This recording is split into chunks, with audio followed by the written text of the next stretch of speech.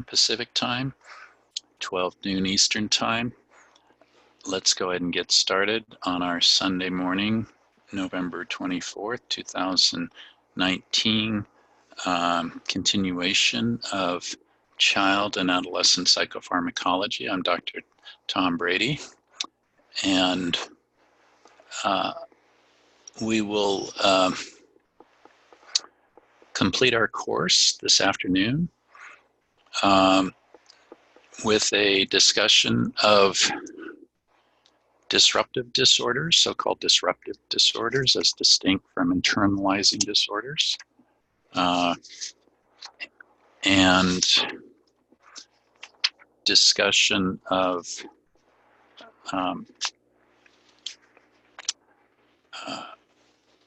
psychotropic medication for neurodevelopmental disorders, for other disorders such as sleep-wake disorders, a very important topic, insomnia, personality traits, substance-related disorders, Tourette's disorder, and the large topic of medical illness with comorbid behavioral or mental health symptoms, related or unrelated.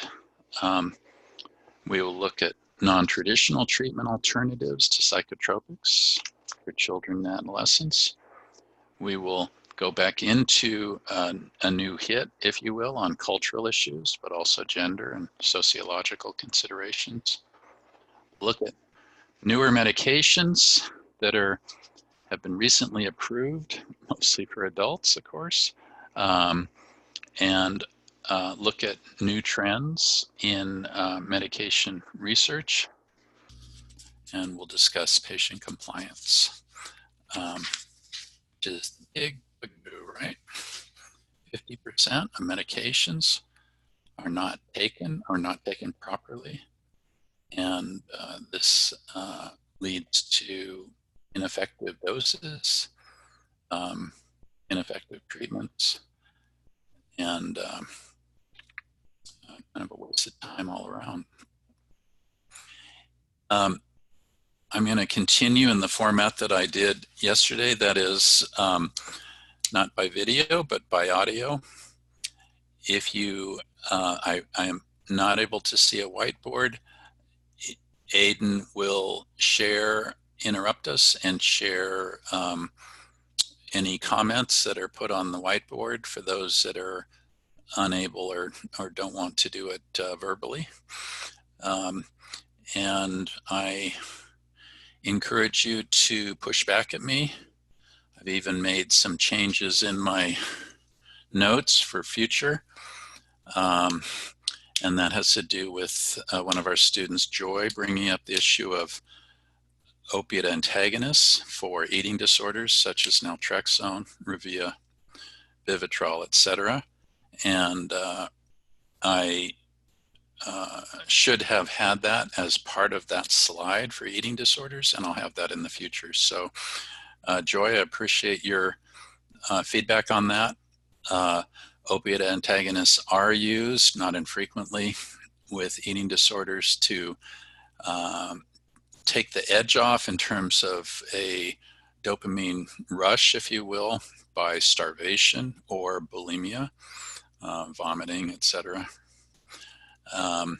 And can be quite helpful, just as they can be with self-mutilators, headbangers, often with intellectual deficits, formerly retardation. Also used, and we'll talk about this later today, in some personality disorders and traits, the delicate cutters, for example, in borderline personality disorder. All right, jumping into disruptive disorders. Now, on the face of it, you might say, why would you medicate a kid who is disruptive, who is explosive, who has conduct disorder, who is a troubled child? You would not leap to medication, although perhaps members of the community or parents, etc., would want you to leap. Calm my kid down, make him less violent, etc.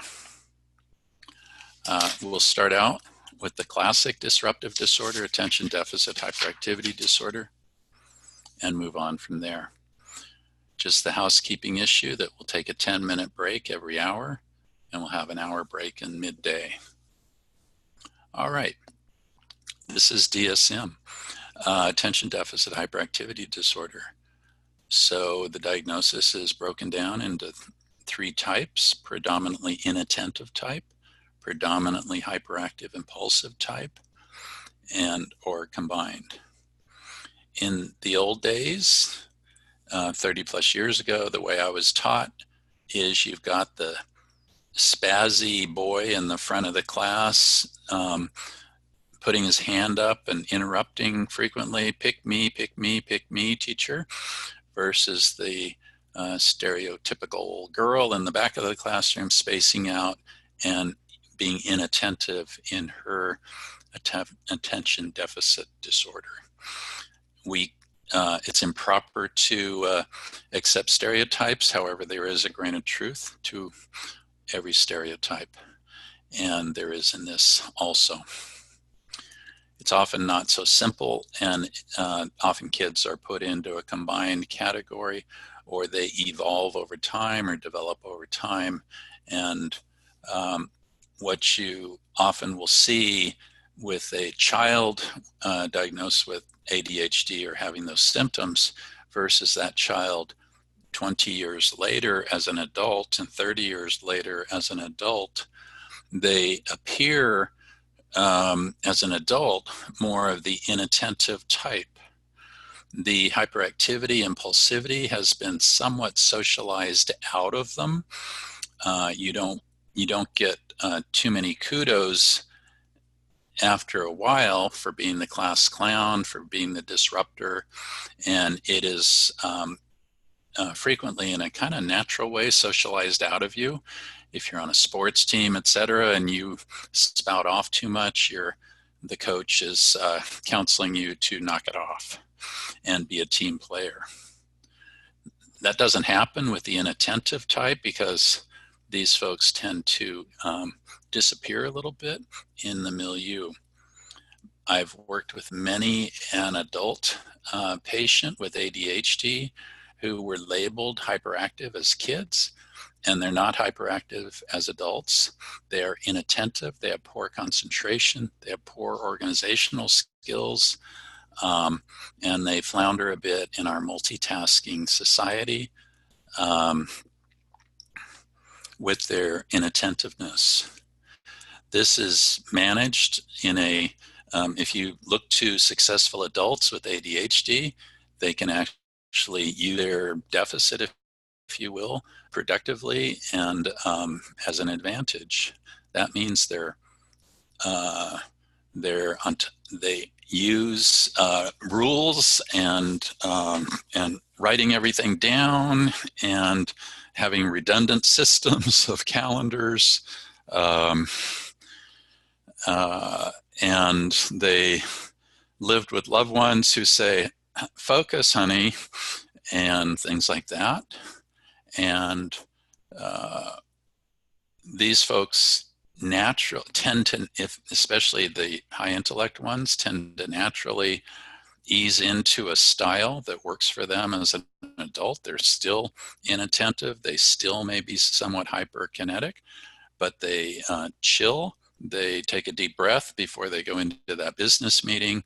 They prepare notes and rehearse before giving a presentation or something of that nature. There's an old funny line about speech making that you rehearse the speech so much that it sounds spontaneous when you give it, right? A little ironic. All right. Different treatments.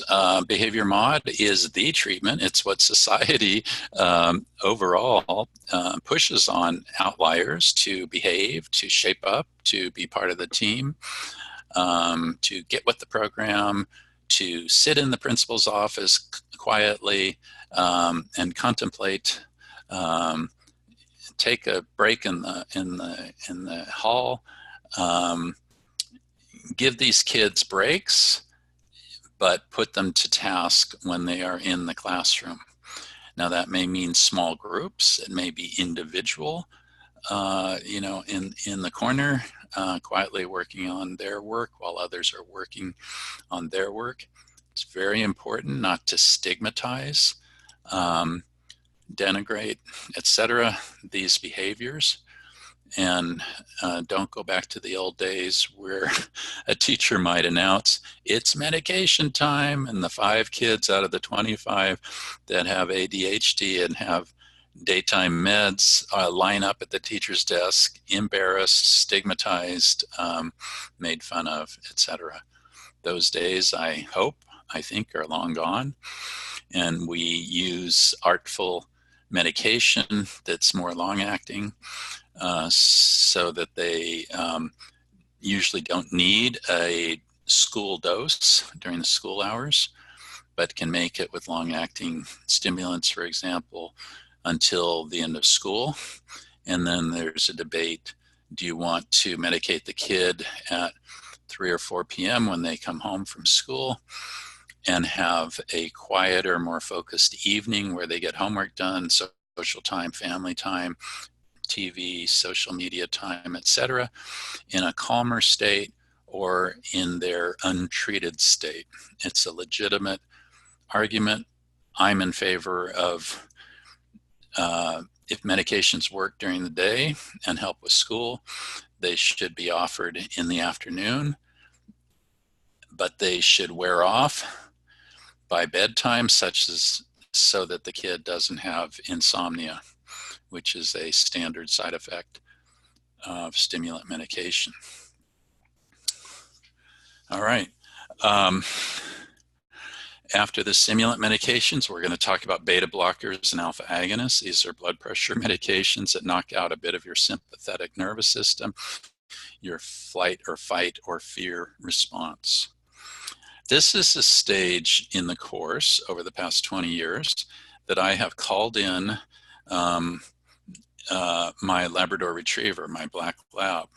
This one is Rocky. You can't see him. I'm not going to call him in. But what you would get, this is my 4th black lab in 40 years. Wonderful dogs. I highly recommend them. Sweet and loving. Not the brightest bulbs in the box. I'm totally dedicated to retrieving in a compulsive manner. If he sees a tennis ball, he cannot stop himself.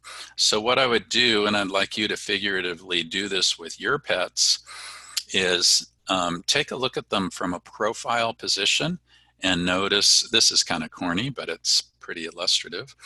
Notice their frontal lobes or the relative absence of frontal lobes. These are wonderful creatures, limbically attuned. You look in their eyes, they look in yours, and their ears drop and their heads nod, and it's love and attachment. So I would have put Rocky up on my knee. He would have spazzed out a bit, as he does as a lab, even though he's 10 years old, my goodness, and has gray hair now. But he would be sort of bouncing all over, and I'd be trying to hold his head to show you the profile of, there is not much there above the eyes and the forehead. He doesn't have a high forehead. He has a sloping forehead. And it's because dogs don't have the frontal lobes that humans have. And one might say that this is what differentiates humans from other animals, their relatively large frontal lobes, whose purpose is to inhibit the impulses of the rest of their mammalian brain, limbic system, etc., which is wordless, emotion ridden, and stimulus generated. So when I'm taking a walk with Rocky, I have to watch ahead, about a block ahead,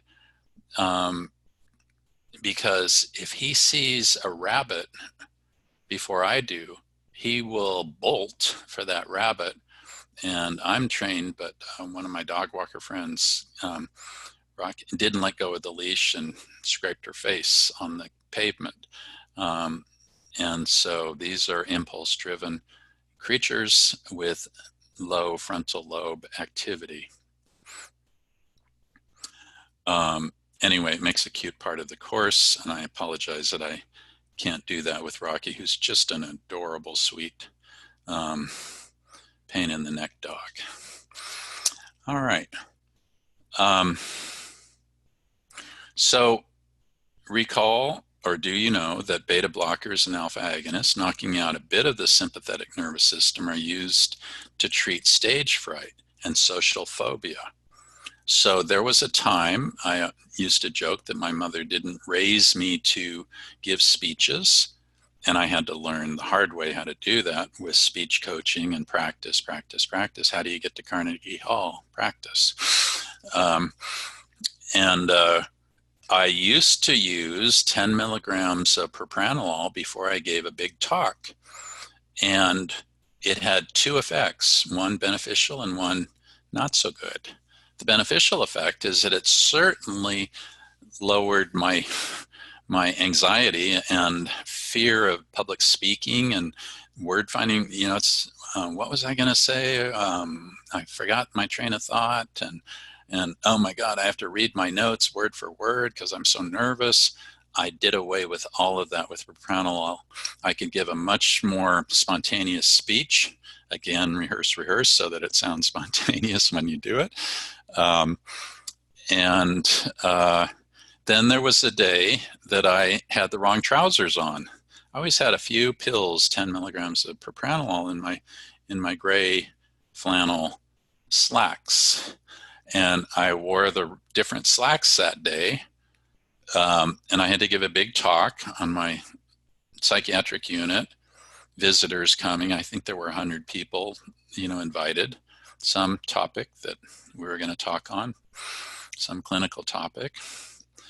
And I sort of panicked. I had a half hour before the talk. And I said, well, I could get home in 10 minutes and find the pills and get back, and I'd be there 5 minutes before starting. Or I could remind myself that I've done this successfully for a dozen or 2 dozen or a couple hundred, not a couple hundred, but maybe 100 times, and that I should just get over myself, calm myself down, maybe do some deep breathing, and get on with it. Well, I did, and it succeeded, and I never used propranolol again. And people also commented, hey, you were a bit more lively. And that's the downside of alpha agonists and beta blockers for public speaking and acting, is that it dampens down your emotions a bit. And if you're already pretty dampened down in your emotional state, I've been watching a lot of British mysteries on TV, and they're so funny because the English don't express emotions. And Downton Abbey, if you haven't seen that, the new film, oh no, we don't talk about that. We're British. Anything that is controversial or could make one anxious, we don't talk about that. We're English. And I'm 98% English, and I have this waspy, as some people say, God's frozen people, although they say that about Presbyterians too, as I understand, nature. So in order to punch it up, in order to be a little bit more interesting, try to avoid the beta blockers and alpha agonists. Nevertheless, they can get you through a bad time, and it's just reassuring to know they're in your pocket and available. All right, a few more things about ADHD before we move on. There's some very nice Scandinavian research on the subject of ADHD.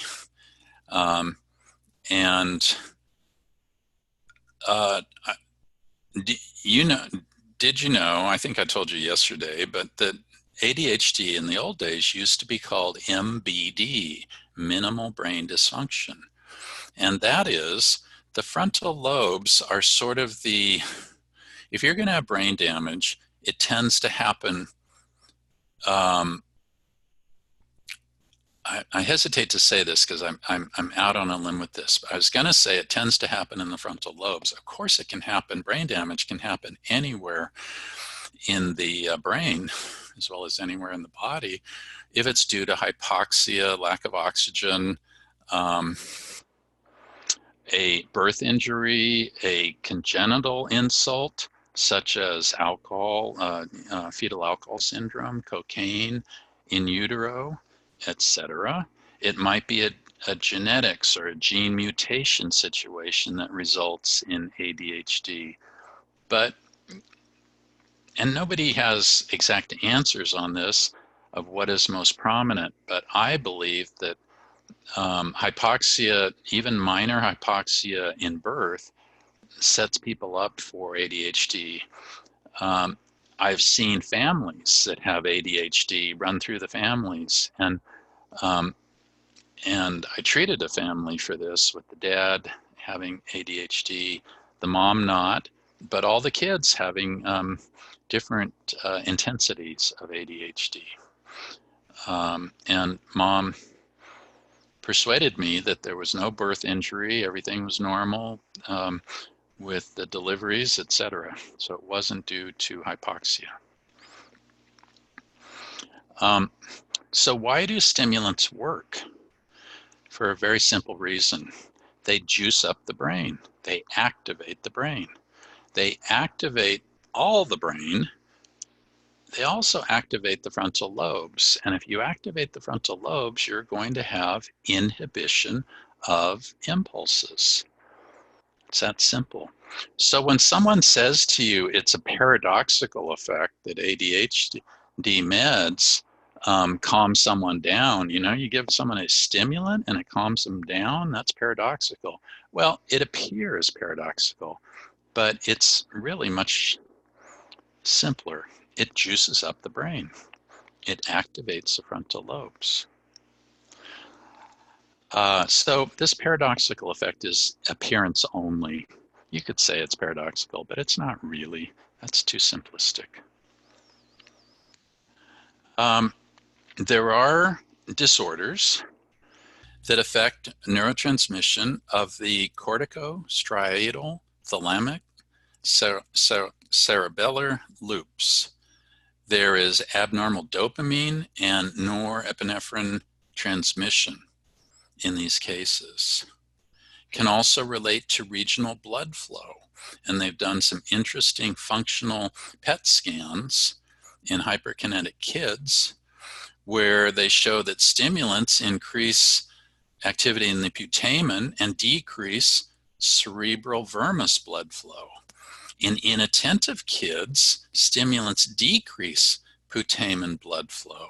Well, I only throw this in for good science and background. I don't find it all particularly interesting personally, and clinically, I don't find it all that clinically relevant. I like to stick to the stupid, simple stimulants juice up the brain, particularly the frontal lobes. Now, just because you have ADHD doesn't mean you're protected against some other mental illness or mental health condition, either genetically or otherwise conferred or unknown conferred. So you can have ADHD and mood disorders. You can have ADHD and substance use disorders. And actually, there's a big connection between substance use disorders and ADHD. In my way of thinking, it's self-medication using substances to control your ADHD symptoms that can then get out of hand. But it doesn't protect you against schizophrenia, autism, intellectual disability. These, in fact, you may well have if you have minimal brain dysfunction, there may be other things going on in that brain that were damaged in utero, in the birth process, along labor, etc. So it is not unusual for blind people, hearing impaired people, to also have ADHD, right? Minimal brain dysfunction. That measles that caused their blindness and deafness also caused a decreased functioning of the brain, including the frontal lobes. And so they have, I hope this is all making good sense to you. It's pretty logical that ADHD is sort of a, I wouldn't say the final common pathway, or it's a problem that accompanies a lot of other brain disorders, neurologic disorders, etc., as the picture. So what's the treatment? Well, let's look at society first before we look at meds. It is socialized out of us. It is not cool to be a spaz. You get ostracized and marginalized, and you sometimes get bullied for being too noticeable and too out there. So it's behavior modification, it's socialization, it's peer pressure, it's using good time management skills. There are some kids that are super good about time management skills, maybe to a fault. Maybe they're sort of on the OCD spectrum, if you will, and not on the ADHD spectrum, if you will. And remember that I'm starting to throw in spectrums for all these terms. We'll talk about this later about autism spectrum disorder. We really have to rely on that terminology because DSM-5 has gotten rid of Asperger's syndrome, which was always autism light or high functioning autism, etc. And that's been a big bugaboo in an identity way with people who called themselves Asperger people as a group, as camaraderie, collegiality, and strength in numbers. They're now discouraged from using the word Asperger's, and instead they now talk about being on the spectrum. So when we talk about being on the spectrum, we're talking about autism. Even though I like the terminology for other disorders that speak to intensity, mild, moderate, or severe. Coaching, mentoring, martial arts. There's nothing better, in my opinion, than getting a kid diagnosed with ADHD and other disruptive disorders into martial arts. Channel and marshal that excess energy, that disinhibition, that hyperkinetic behavior into something that is productive, that is also learning defense, so you don't get bullied, so that you've seen the bully in pictures go after a so-called weak person who then does a karate chop or a Tai Chi kick and knocks them flat, the bully, and they're half the weight of that bully, etc. I don't recommend that. I don't recommend violence. I do recommend martial arts, learning defensive skills. It builds confidence, and especially the martial arts that have grades or stages, such as karate with different colored belts, starting with a white belt and ending with a black belt and different colored belts in between. This builds a whole hierarchy, if you will, of structure, purpose, and it also builds empathy and teamwork. And I just cannot say enough for steering a disruptive kid into the martial arts. You may be a little skeptical, saying, whoa, do we really want to teach a kid who is so hyperkinetic to kick someone in the head with the Tai Chi kick? Well, there are so many safeguards built into this, and their teachers and their fellow students in martial arts would come down like a ton of bricks on them if they abused this skill of defending themselves and used it in an offensive manner rather than a defensive manner. It also works for sports, for golf. There's nothing like golf to psychologically to calm yourself down emotionally if you do a bad swing. Don't carry that into the next the next hole, if you will. You got to shake it off and let it go. And golf is a wonderful, I've seen 4-year-olds and 5-year-olds in golf, and it's out of favor because it's elitist and it's white and it's expensive and all that. And it takes literally 5 years to be a halfway decent golfer playing once a week. But it's a wonderful skill to develop with a lot of psychological overlay in it. All right. Let's move on to stimulant medication, which are the drugs of choice for ADHD. Here are the commonly prescribed stimulants that are short-acting or long-acting. Vyvanse is the newest kid on the block. It's very popular. It's being used a lot.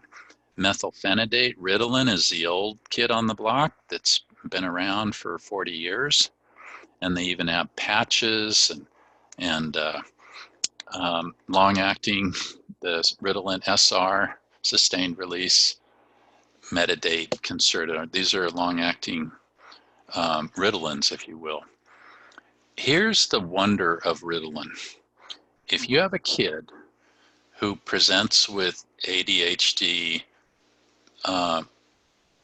primarily hyperactive type, not inattentive type, and you give them 5 milligrams of Ritalin as a test dose, what you will see within 10 to 20 minutes is a light switch going up or down, however you want to have, whatever perspective you want to look with it.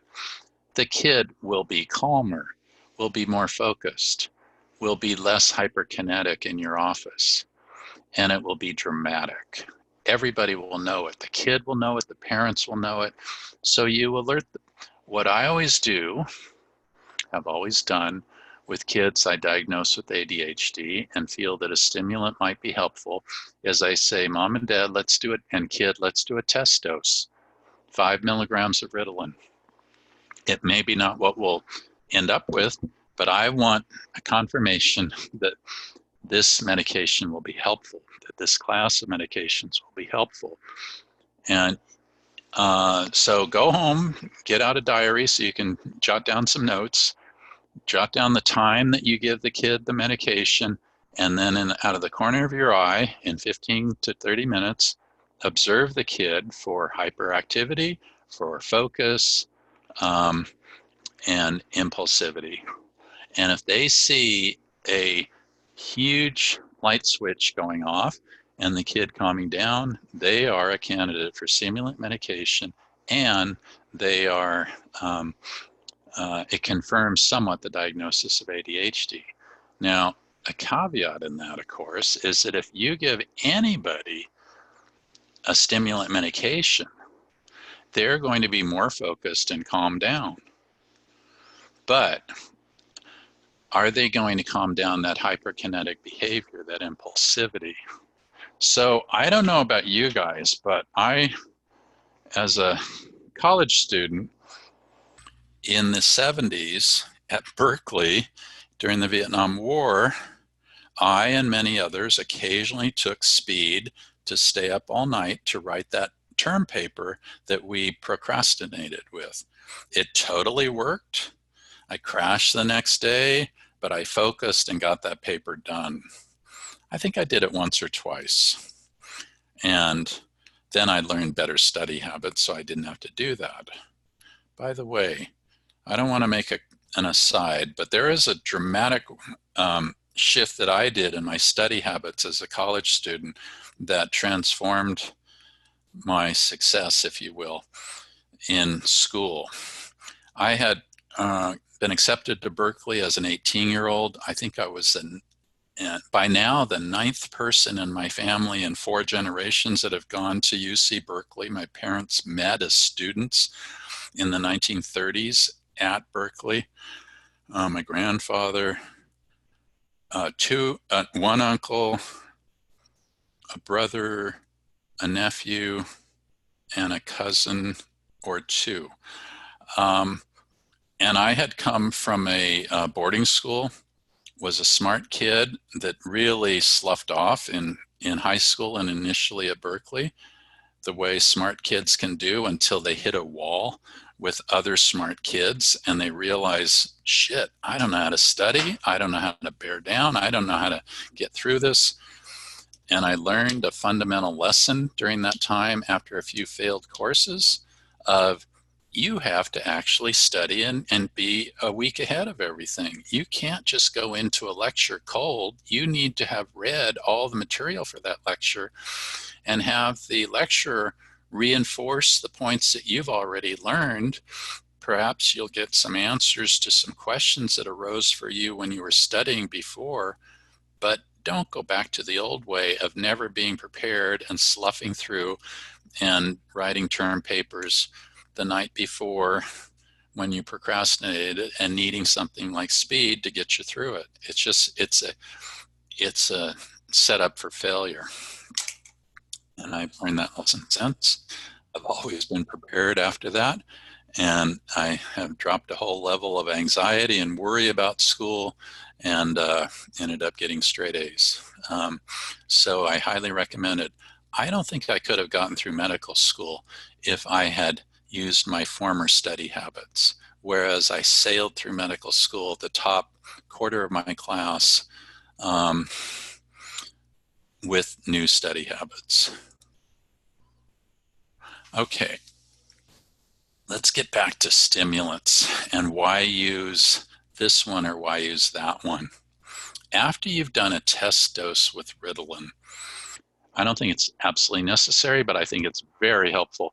And you know why it's so helpful? It shows the kid and the parent, oh my God, look at how things could be. This is really cool. This could really work. They're hopeful. They're enthusiastic. They're on board. The next trick is to find which stimulant medication is right for that kid. What do they respond to the best? Also, the half-life and duration. And this is why I'm a really big fan of methamphetamine. I know it sounds silly in one way, but I think you get what I'm saying. Meth is the drug of choice for ADHD because of its long half-life. We know meth addicts and meth abusers, they like meth because it's a pretty cheap high that goes on for a long time. And this is what gets them into trouble, and terrible trouble, because it mimics brain chemistry, neurotransmitter functioning on overdrive. For those of you who are history buffs, I encourage you to look at methamphetamine and World War II.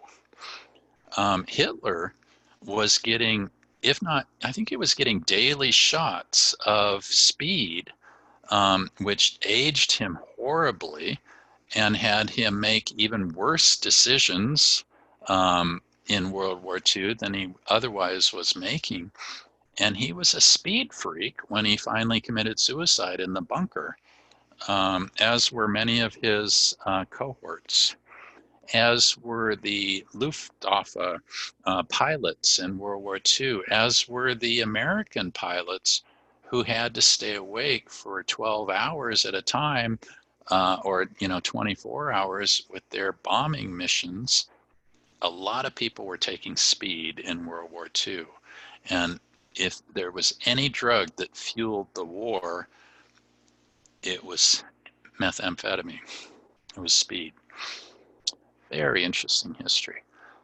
So why methamphetamine? Because it's long acting, because you can give a kid a dose in the morning and it will last all the way until the end of the school time in the mid to late afternoon.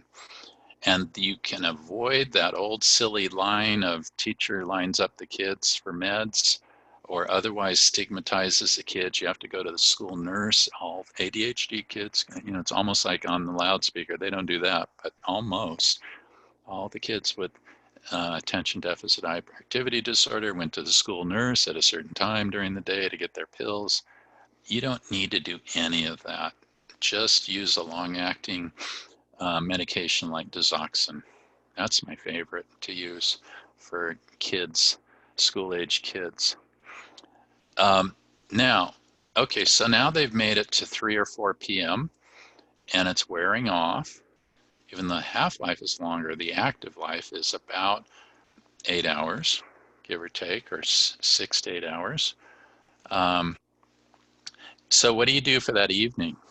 You can add in a short-acting like Ritalin, which will last about 3 to 5 hours. You can add that to the kid coming home from school to help them get through their homework, a nice social-friendly dinner, and even video games or whatever, TV watching or sports, basketball, etc. in the evening, and it will wear off at about 8 to 9 p.m.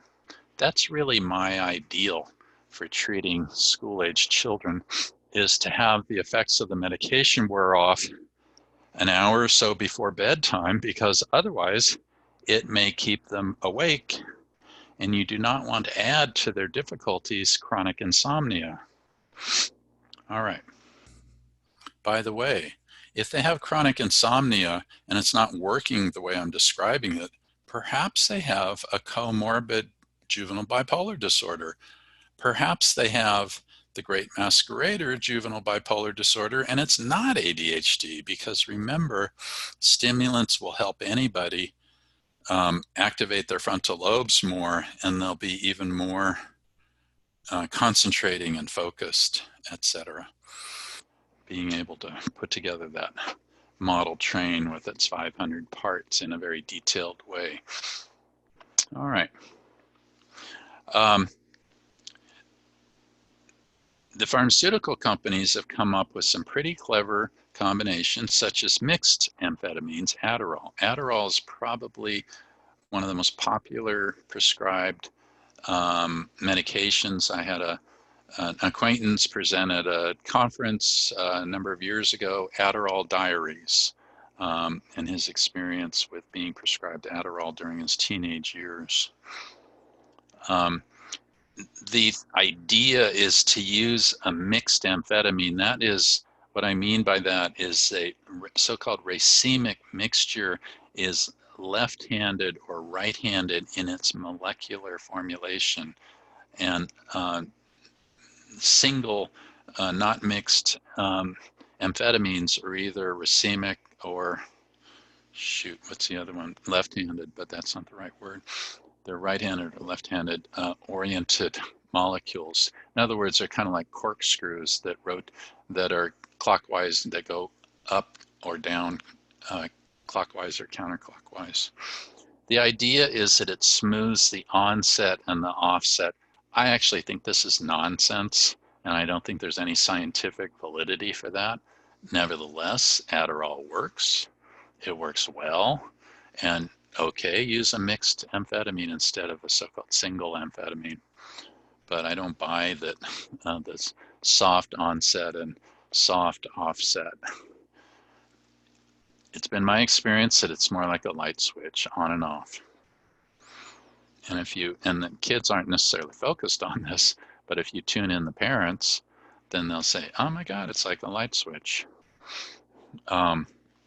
Vyvanse is the new kid in town. It's very popular. It's a prodrug to dextroamphetamine, dexedrine. It's rapidly absorbed and converted to dextroamphetamine and L-lysine, the amino acid. It's not any better or worse than the others. It's just new and expensive, and we like that. New and flashy. I'm kidding here. Emmeline Silert. This is an older one that really isn't used very much anymore. But I wanted to put it in there for completeness. All right, medication side effects. What you would guess if someone's ramped up. They could have restlessness, their behavioral disturbance, their slurred speech. They can even become psychotic or unmask a psych. If you give someone who's on the edge or subclinical psychosis, you can tip them over into psychosis. Certainly sleeplessness, but also somnolence. So that kid who falls asleep in the classroom who's taking Ritalin or Digoxin, methamphetamine, what the heck is going on with that? What's going on is that their frontal lobes are so activated, so inhibiting of the rest of the brain impulses that they fall asleep.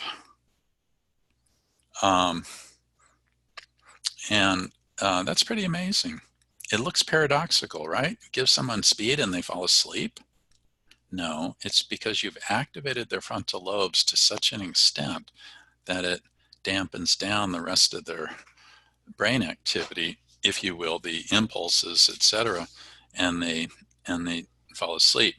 That kid may also be falling asleep in the classroom because he has chronic insomnia at home at night and is not sleeping well.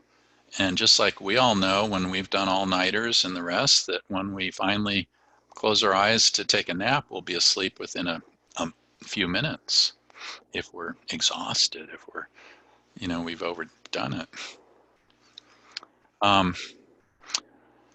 So you can get hypertension, high blood pressure, you can get a fast heart rate, you can have seizures. Does it cause seizures? No, there are a lot of brains that have not expressed any seizure activity, but they have scars or otherwise damage to their brain in specific areas.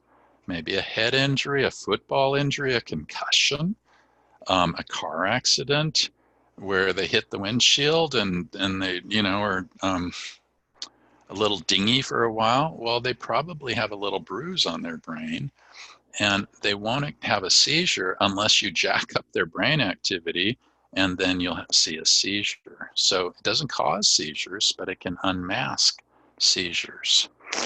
Anorexia, it's a great, diet pills, crosstops. Isn't that what they were called in Valley of the Dolls in the 60s, crosstops? Or no, those were yeah, that was Dexedrine. That's right.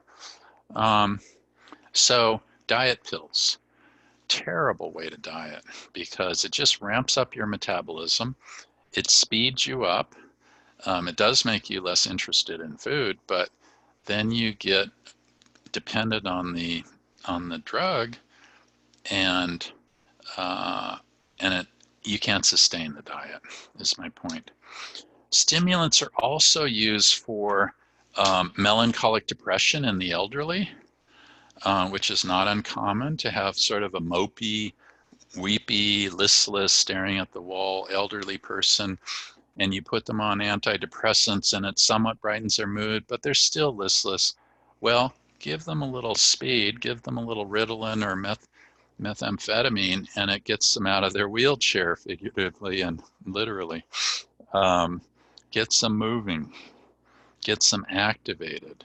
And there's dangers and all that, right, with tolerance and dependence. So it's not a good long-term solution at all. It can be a good long-term solution for kids and adults with ADHD. And you might think they're getting tolerant or dependent, but I've worked with many hundreds of children and adults who I am convinced did not get dependent on the stimulant. They needed it. We didn't raise the dose anymore after we found the right dose. And I'll just leave it at that. I did not see huge problems but I followed my patients very closely and kept a tight rein on prescriptions. And any sign that things were starting to stray, I would attack it and approach it. By the way, I was going to talk about this later, but this is a good segue to this topic. And after this, we'll take a short break. 10 years into my private practice and medical director hospital work, etc., as a psychiatrist, I became board certified in addiction medicine. It was the amount of substance use disorder teaching I got as a psychiatry intern and resident was mediocre and haphazard at best. And it was frustrating. We had one course on substance use disorders. It wasn't called that, it was just addiction treatment back then. And it was pretty ho-hum and sort of like, oh, you might be interested in this topic, but it's not really psychiatry. Well, I disagree. I think there's an upwards of 80% overlap between people with mental health disorders and people with substance use disorders. I think that people with mental health disorders are seeking treatment, self-medication, their own solutions to their mental symptoms of anxiety, depression, even thought disorders and mood disorders by experimenting with street drugs, with alcohol, anything that will change their mood, their psyche, their thinking, their activity level, their anxiety, their sadness, etc. And I think a lot of people with mental health problems gravitate towards substance abuse. By the same token, I think that many people with primary substance use disorders have mental health problems. If they didn't start with them, they have them now because of their abuse of medications, their loss of loved ones and family who no longer trust them and want them around. They steal from family members to maintain their habits. They become depressed, they become anxious, they don't sleep well, and they develop mental health problems. And then there's a group that is just the comorbid group of you've got mental health problems and you have substance abuse problems, and whether it's genetically conferred, etc.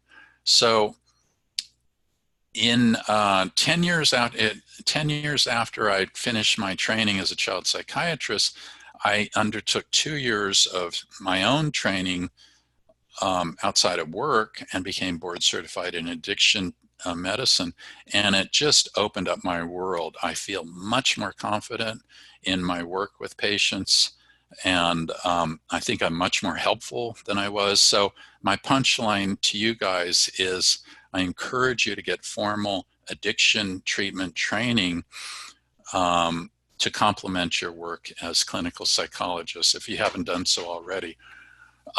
Okay, let's take a 10-minute break, and our first break of the day, and we'll get back together at 3 minutes after the top of the hour.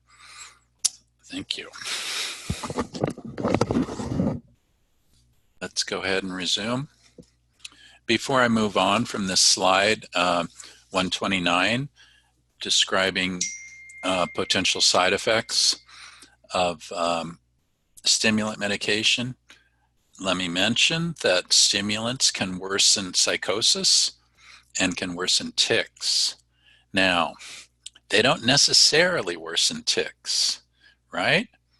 And the only way to find out, frankly, is to try a test dose, say of Ritalin, 5 milligrams.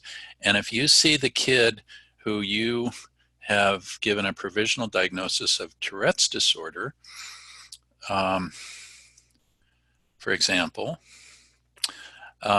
multiple complex tics and hyperactivity and impulsiveness, characteristic of ADHD, give them a test dose of 5 milligrams of Ritalin and say to the parents and the kid, this might make things better, or it might not make any difference, or it might make things worse, but it's only one dose.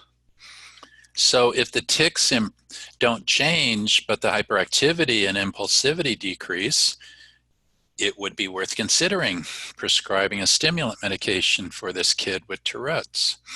If, on the other hand, it increased their tics, frequency, intensity, etc., then it's a bad idea, and move on to other medication possibilities that we'll discuss shortly. Say to the parents and the kid that this test dose of Ritalin is, if it does make the tics worse, you haven't created it, you've just intensified it, if you will. You've unmasked perhaps more tics, more complex tics, etc. You have not done anything bad by doing this test of 5 milligrams of Ritalin, but the parents and the kid may need some coaching and explanation before you do it. Why would you bother with this? The reason is that if the stimulants work, they work beautifully and they're helpful. If they make the tics worse, then it's not a good idea. If they don't change the tics, then you're in like Flynn. Okay. And did I mention that stimulants are also used for narcolepsy? But we have better medications for narcolepsy that I'll describe in the Provigil group. But in the old days, stimulants is where you would go with these folks. So here's a question for you, question 32 on slide 130.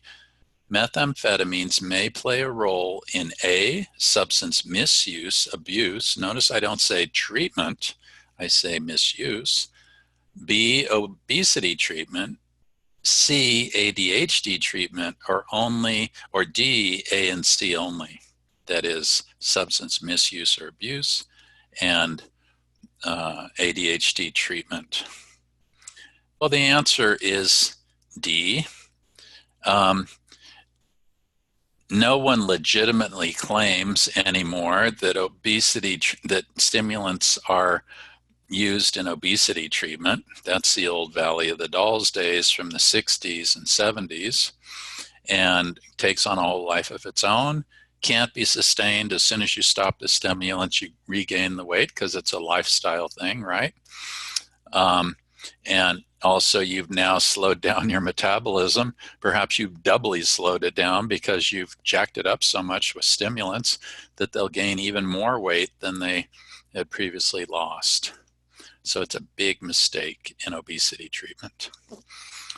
But people misuse speed all the time. There's a new campaign that's being televised in the state of South Dakota. I can't remember the moniker of it, but it's being sort of laughed at nationally. And the governor went on TV to say, hey, we needed to get people's attention because meth is a scourge in South Dakota and it's just wrecking people's lives. And we needed to shake up our South Dakota culture and society. So they have little old ladies and middle-aged people saying something about meth that implies that they do meth. And I shouldn't bring this stuff up unless I have the full phrase, but it's unfortunately backfiring for the state of South Dakota. All right. Let's move on. Now, here's one I already gifted you. Stimulant medication may lead to a child falling asleep in class. True or false? The answer is that it's true. If a kid that is being given stimulant medication falls asleep in class, it's not because they don't have enough stimulant medication, it's because they have too much. Their frontal lobes are overactive with respect to the rest of their brains, and it's kind of shutting off their brains. Add to it possibly some insomnia from home and not enough sleep. Remember how schools are now shifting to start at 8:30 instead of 8 or 7:30 sometimes. It's increasingly recognized that insomnia is a chronic problem for youth, and that we disrupt their sleep-wake cycles by having them be in class at 8 a.m. when they're still half asleep. Just like elderly people, youth need more sleep than otherwise, elderly people with their naps, etc. The idea is that the major growth and maturation occurs during the sleep state. And I used to be 6'5". I'm now 6'3" due to kind of degenerative disc disease. But I was a very tall teenager, and I would sleep, if I was allowed to in the summer, off until 2 and 3 p.m. in the afternoon. And I remember my mom crabbing at me to get out of my pajamas and put on some, jeans. And I'd think, why bother? I'm going back to sleep again at 4 o'clock or 5 o'clock or something. And there were some summers that I shot up an inch or two, I swear, with Osgood-Schlatter disease, which is, you're growing so fast that your knees start aching and you get joint pains. A lot happens during sleep, and it's an important part of childhood, particularly adolescence. All right, moving on. Slide 134. Let's look at other medications for ADHD. Well, the biggest next class after stimulants is the beta blockers and alpha agonists. These are blood pressure medications with indications by the FDA for blood pressure use. These are off-label, prescribed for kids all the time, particularly, let's take a look at guanfacine 10X. This is particularly helpful for the explosive ADHD of younger children, 3 to 6 years old. So if you have a hyperkinetic, impulsive 4-year-old who tends to be explosive and lashes out and beats up his, peers and is a bully, and his arms are flailing and whacks mom or dad in the face accidentally, they may be a candidate for a alpha agonist like guanfacine or 10X. It depresses their sympathetic nervous system of flight, fight, or fear response.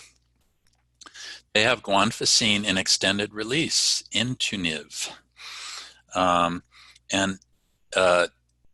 As I said, it's an alpha agonist. Specifically, it's an alpha 2A adrenergic receptor agonist. Catapress. Catapress is a alpha agonist, also a blood pressure medication, but it's used off-label for ADHD. And it's also used, and we'll talk about it in a bit, for alcohol withdrawal and opiate withdrawal, where the body, in opiate withdrawal, for example, it feels like maybe the worst flu I've ever experienced in my entire life times 10. Well, put them on Catapress and then taper that off over time, and you have knocked out a bit of their sympathetic nervous system of flight, fight, and fear, and it can ease the symptoms of withdrawal. And they won't rush back right to the drug, which will cure it all in a moment with the drug, but that's going backwards, right? So what are the side effects of these blood pressure medications used for ADHD? Well, just as you might think, it addresses your blood pressure. So you get hypotensive, you can have heart block, you can have chest pain, you can have low heart rate. That's classic for these medications. It slows down your heart rate. What if you have a kid that has a congenital heart problem that hasn't been diagnosed, or has been diagnosed, but people didn't put 2 and 2 together, thinking that this was a blood pressure medication, and now you've killed the kid with a heart block. This is very, very important. And so you need to make sure the kid has a thorough cardio workup before you would embark on beta blocker or alpha agonist, especially off-label. My God, can you imagine what it would look like to a jury of your peers if you prescribed or recommended prescribing a blood pressure medication off-label for a kid who had heart disease they even knew about but didn't put together with this new medication? It's pretty indefensible.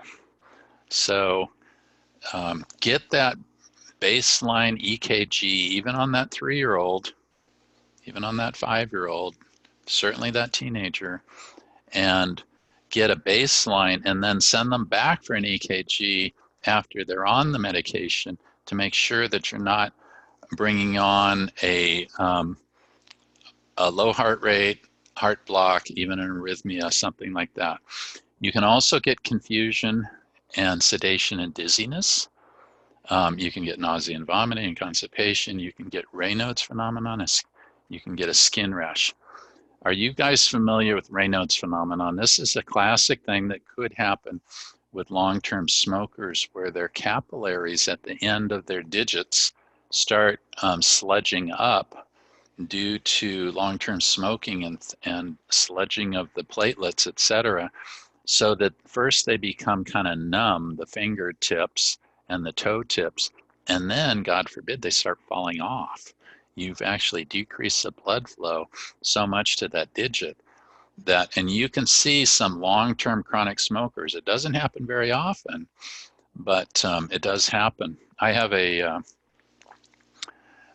nephew-in-law who's a lifelong plumber, and he called me up at age 60 a couple of years ago, and he said, my daughter sort of forced me to call you. You're the doctor in the family. I don't really want to talk to you. He's kind of a jerk.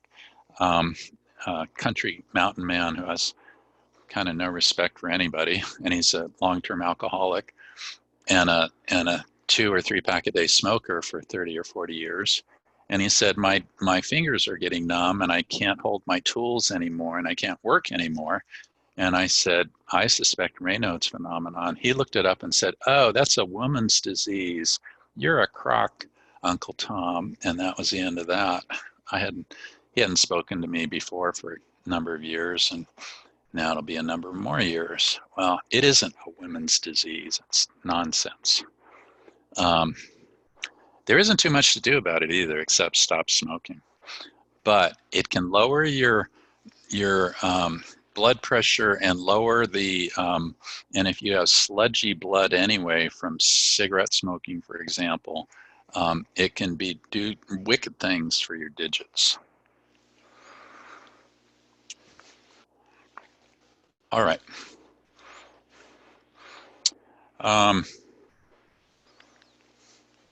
Question 34. Beta blockers and alpha agonists are particularly suited for a child with A, high blood pressure, B, ADHD inattentive type, C, ADHD hyperactive impulsive type, or D, ADHD hyperactive impulsive type with impulsively explosive behavior. I hope you answered D, because we just talked about it, right? You want, if they have intermittent explosive behavior characterized by younger kids, 3 to 6, who are, relatively less socialized, that stuff is pretty socialized out of you in elementary school. It is just so uncool to be intermittently explosive. You are peer pressured out of it for the most part.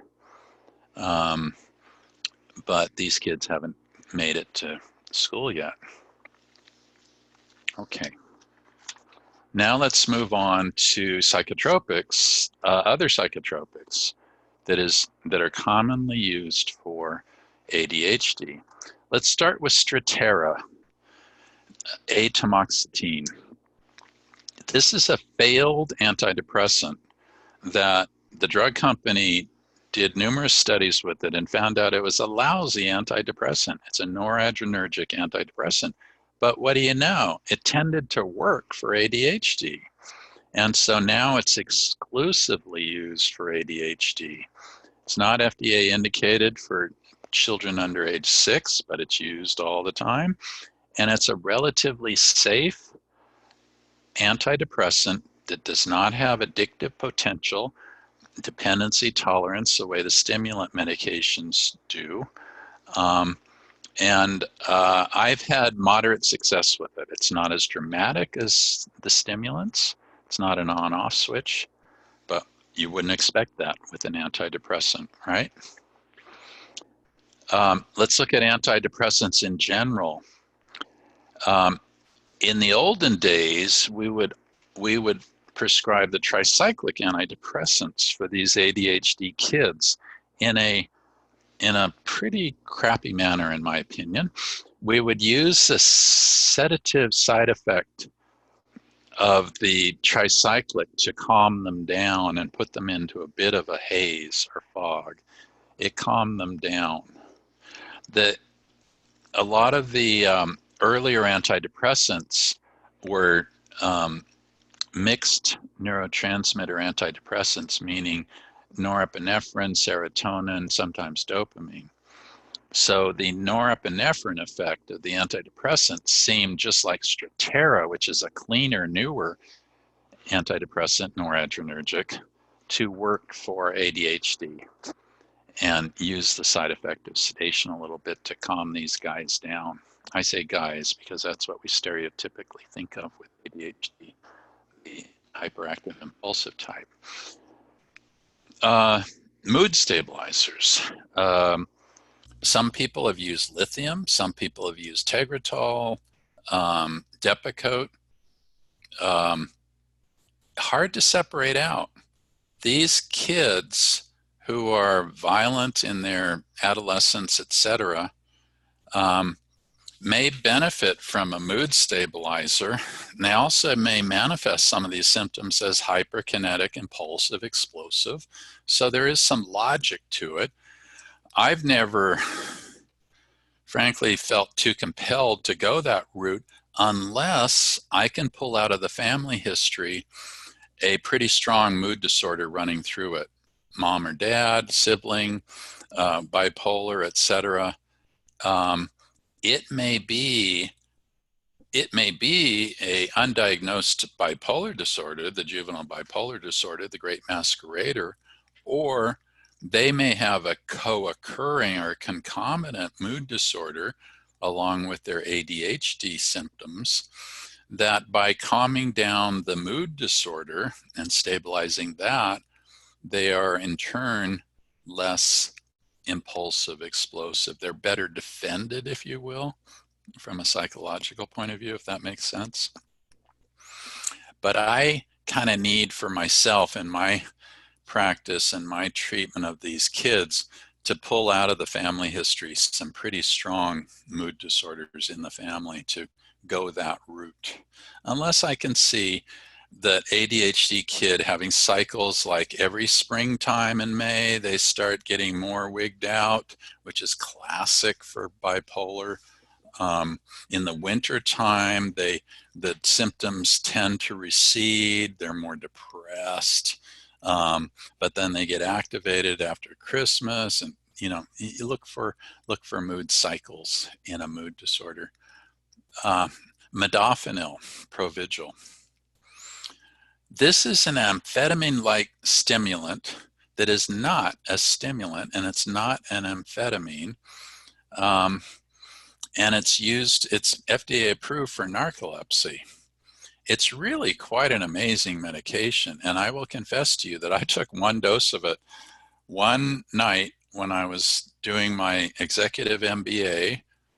I was working 60 hours a week in private practice and as a medical director for an insurance company. And I was doing a weekend, every other weekend for 18 months, MBA thing, sort of like you guys are doing with your master's program in clinical psychopharm.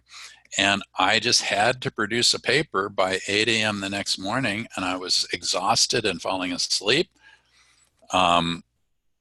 I had a drug cabinet with leftover meds that I always had my patients give me back, and I stole one of them. I'm not proud of it. It was 100 milligrams of Provigil, and I was alert for half the night writing the paper, which I cranked out just like speed when I was 18 years old at Berkeley. And the next evening I slept for about 10 hours. But I was alert. I wasn't hyper. I wasn't, no teeth gnashing or anything like that. I was pretty amazed.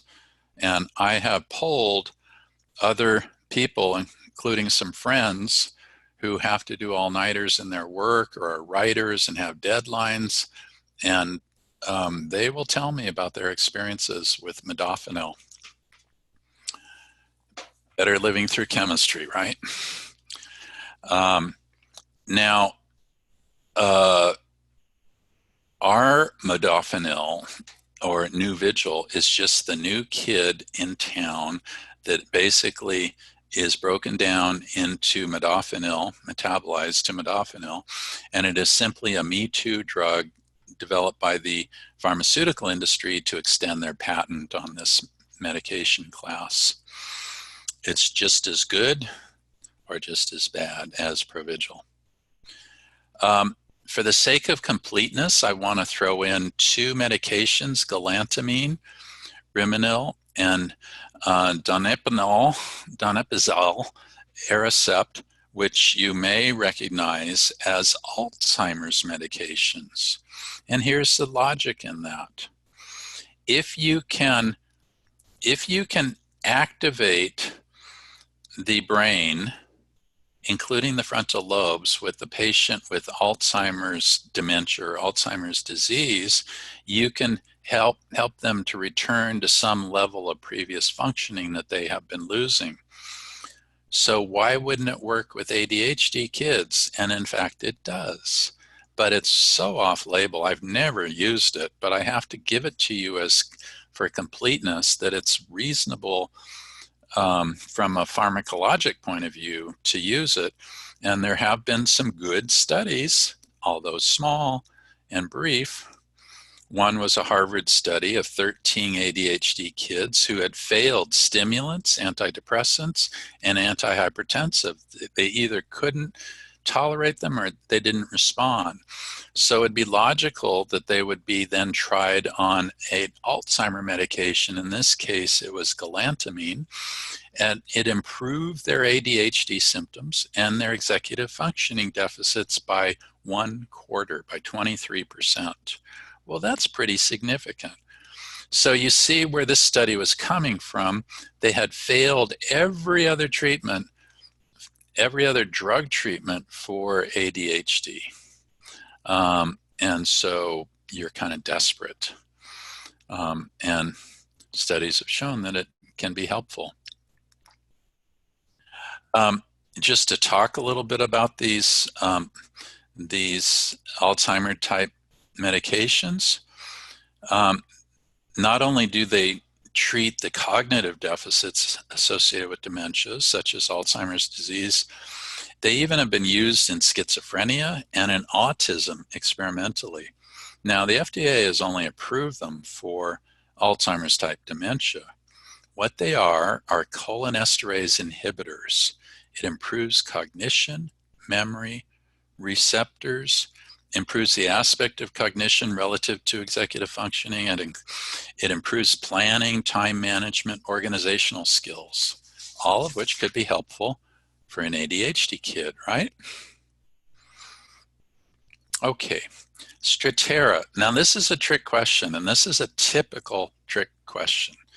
Look at the question before you answer it. Strattera is a stimulant medication prescribed for ADHD approved by the FDA. True or false?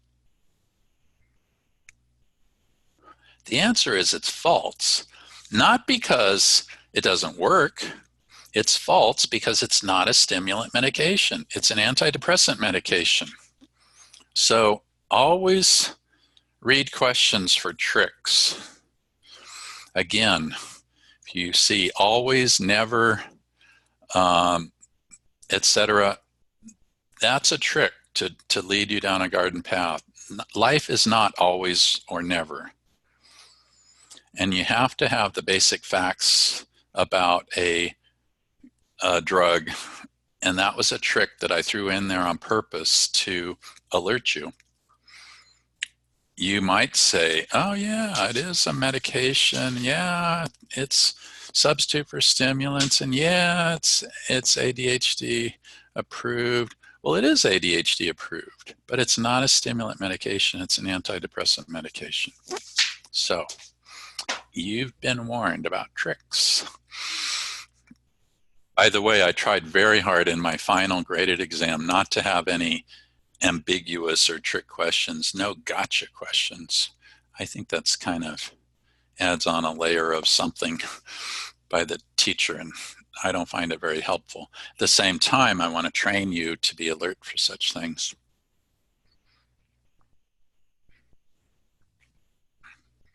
I don't know if you know this, but in medical school, this is kind of why I joke that I went to medical school instead of going to graduate school in clinical psychology, that I am a much better test taker with the multiple choice test than a writer of a book or a dissertation.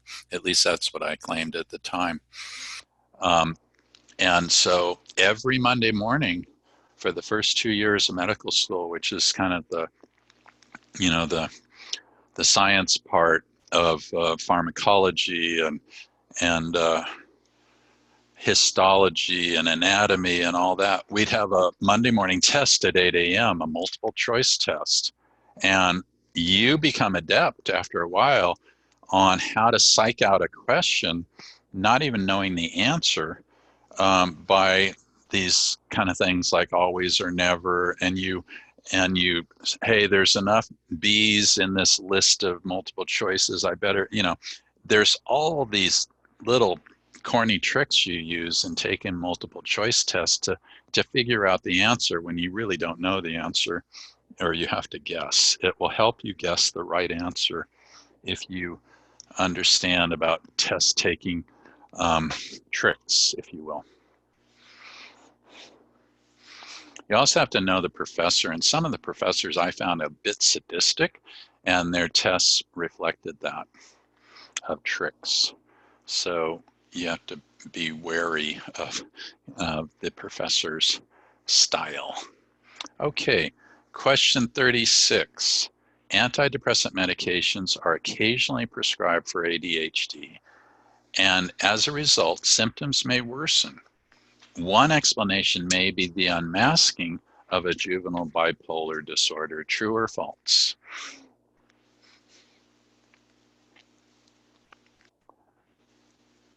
The answer is it's true. So you've got a kid with ADHD symptoms predominant, or depression predominant, or anxiety and panic prominent, and you give them an antidepressant. It activates them. It can make the symptoms worse.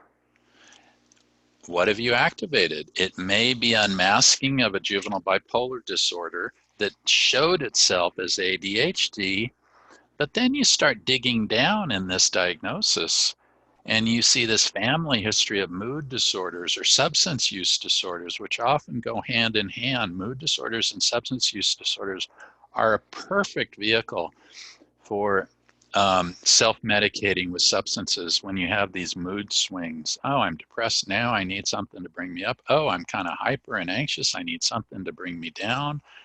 Whereas if you just have so-called straight schizophrenia or straight depression or something like that, you're less inclined to self-medicate yourself out of these changing moods. All right. Let's move on to intermittent explosive disorder. Now, how many of you in your practices have seen a kid, a teenager, with a clean diagnosis of intermittent explosive disorder? I think I could count on one hand of the thousands of patients I've treated, adults and children, that had a true intermittent explosive disorder. Come on. What they had was intermittent explosive behavior that was generated by from their depression, their irritable depression, or their mood disorder with cycles, or their underlying psychotic disorder where it tips over into from their low level paranoia or voices into you're out to get me and I have to defend myself and I've got to, and I'm hypersensitive to criticism with my paranoia, etc. I'm already criticizing myself with the voices, you stupid shit.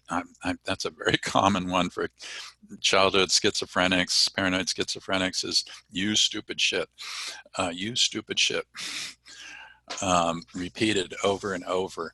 And so I'm just saying that I think intermittent explosive disorder, it's a useful thing, but I just think it's rarely by itself, and it has some underlying thing. Therefore, there are medications that may be helpful for it. So go back into that family history, go back into that early development. And was this a cranky kid? Was this a passive, placid, smiling little kid, baby, etc.? Pull out of, play detective with this family. Other siblings, was it a birth order thing where, you're kicked off the pedestal, so to speak, because the new baby's rolling around? I have an older sister that I wouldn't say has intermittent explosive disorder, but maybe once every couple of years, I joke behind her back that the front of her face blows off in some inappropriate anger way.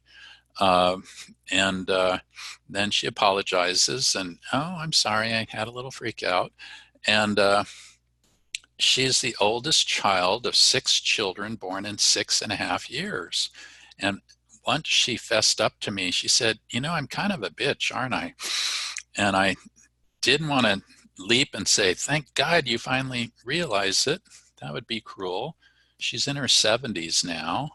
There's no need for that cruelty. But what I said was, sis, it seems to me you come by it honestly. You got kicked off the pedestal not once, but 5 times, year after year after year. By the way, I'm the youngest, the golden child, if you will, the cutest and all that. So I came out of this pretty unscathed, just because of birth order, I think, more than anything else. Maybe some genetics too. Yeah, my sis has an intermittent explosive disorder. Anybody want to jump in and throw in something verbally? I can't read the chat room, but if anybody wants to push back or say this is on target with this intermittent explosive disorder business. I would agree with you that I have never seen, I personally have, I don't think I have ever had a client with that kind of presentation. Yeah. There's often an underlying bigger diagnosis that is more important, such as ADHD or psychotic disorder or mood disorder. Thank you. Now, one thing I'm going to add, and I think Joy helped me with her eating disorder comment about the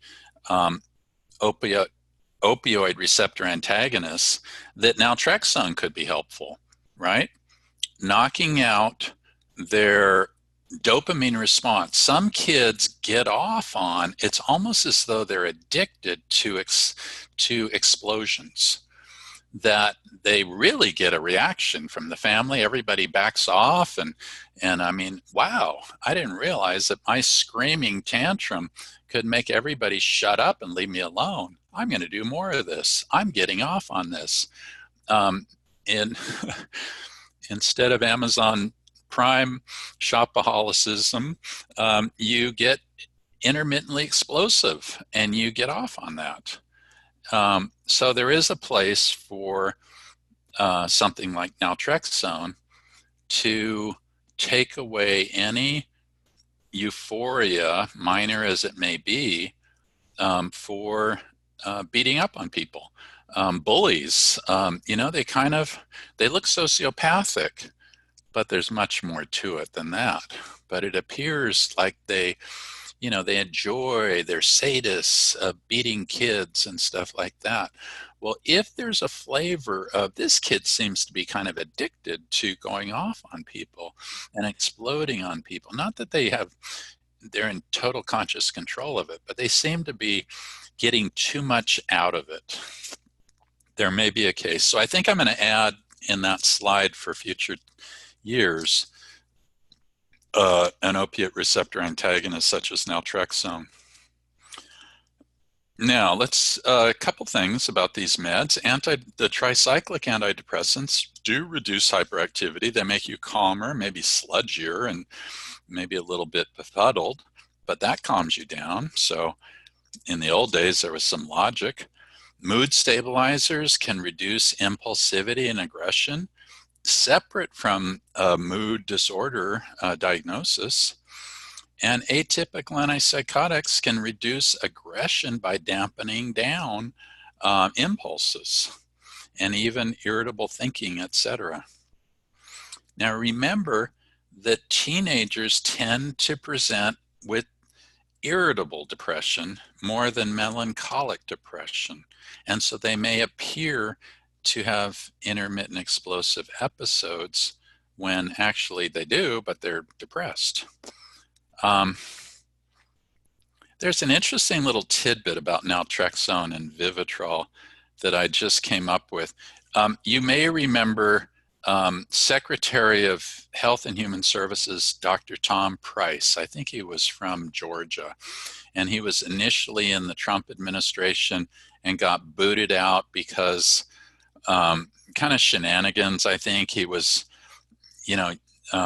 spending too much money on travel and, and sort of using on the government dime junkets and stuff around the world.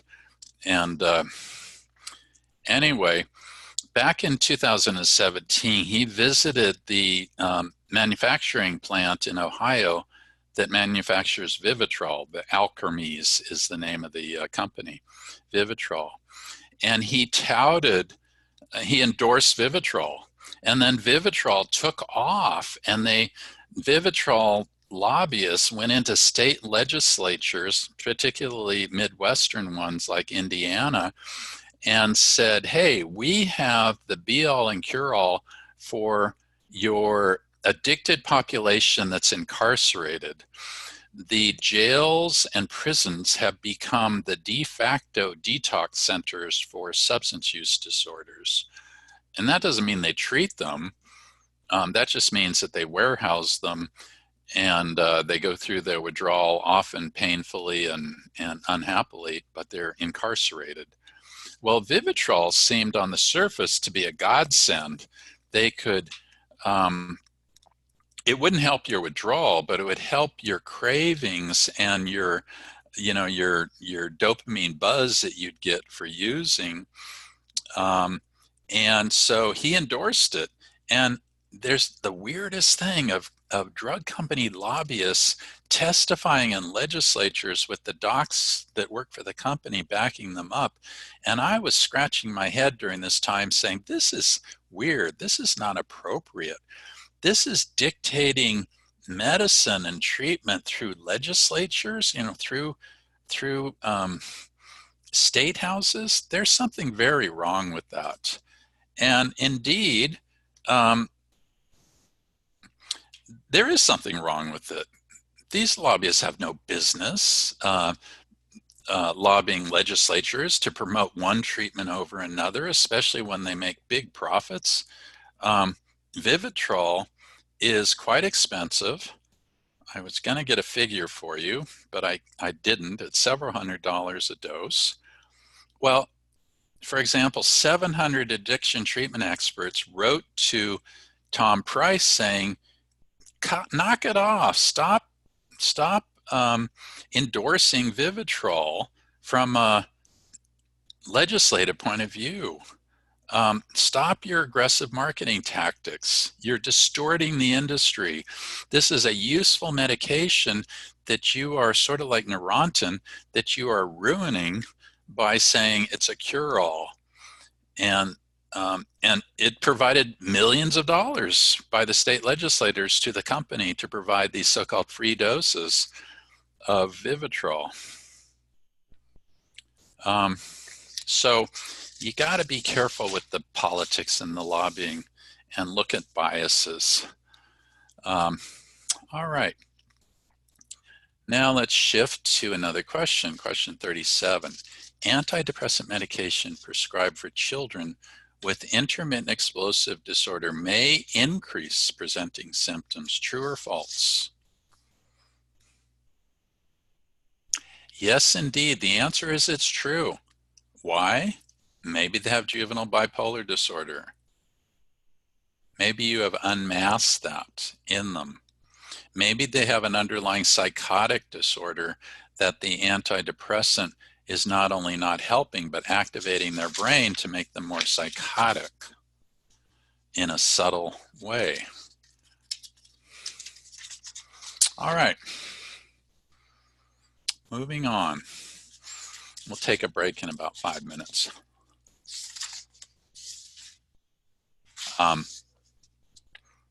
Psychotropics for conduct disorder, oppositional defiant disorder.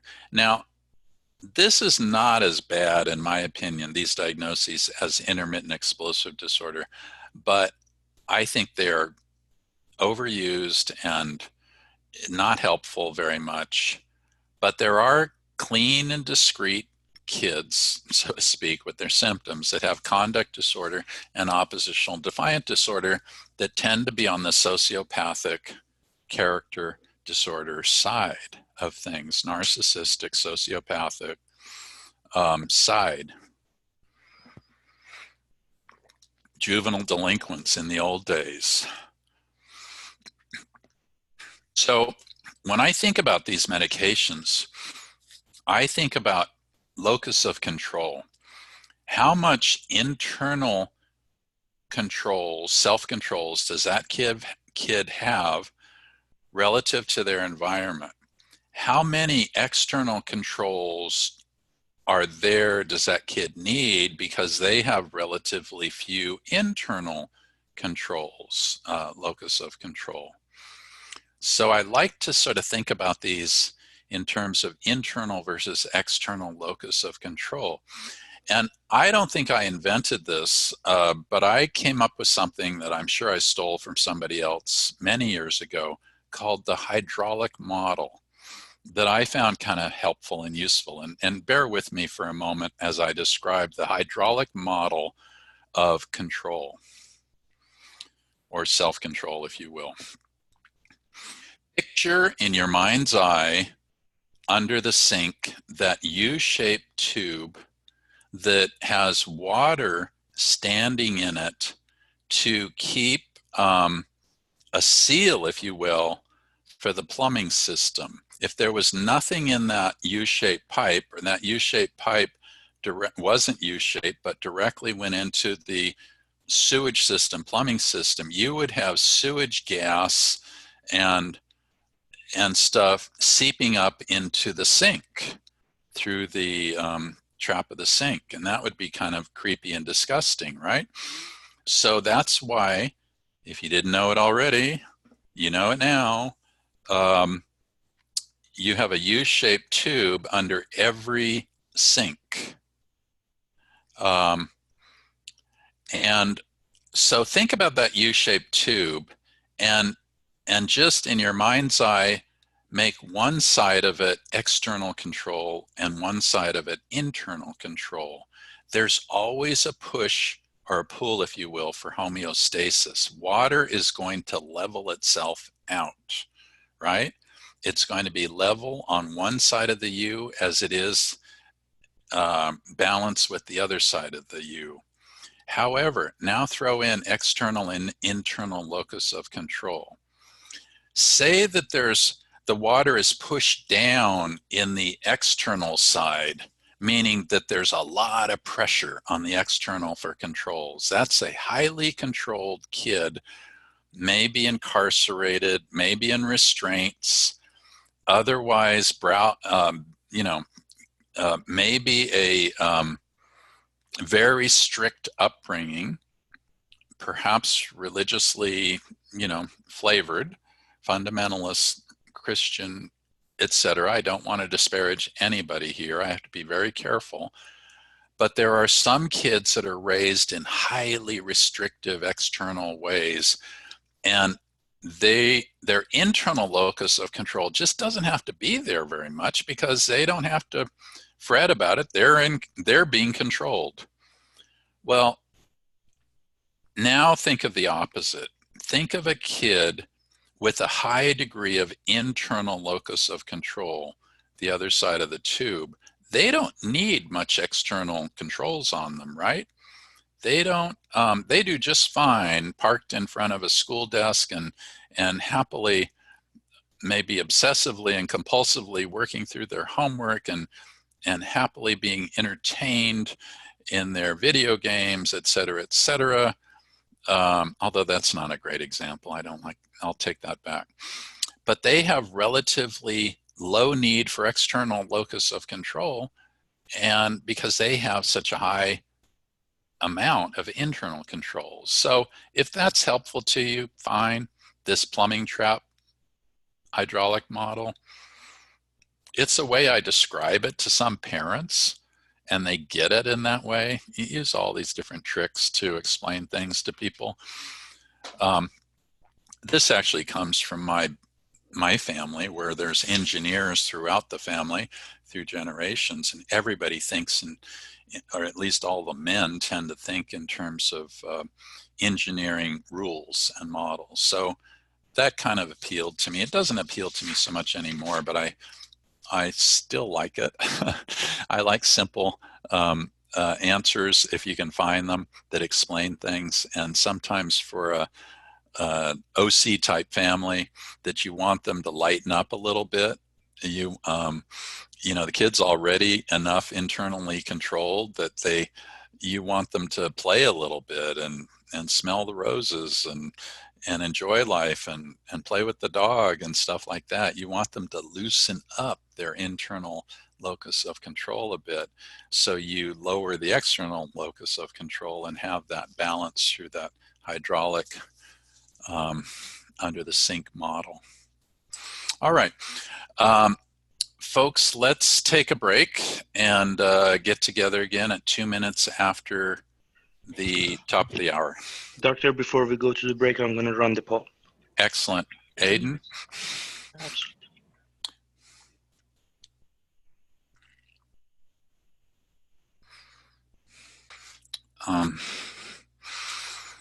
Let's see, I'm going to remove the poll.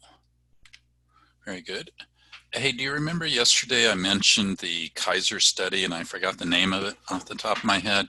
Well, it's the ACE, ACE, Adverse Childhood Events study. And it's really, if you don't know about it, even though it's 20 years old now, it is a very important study.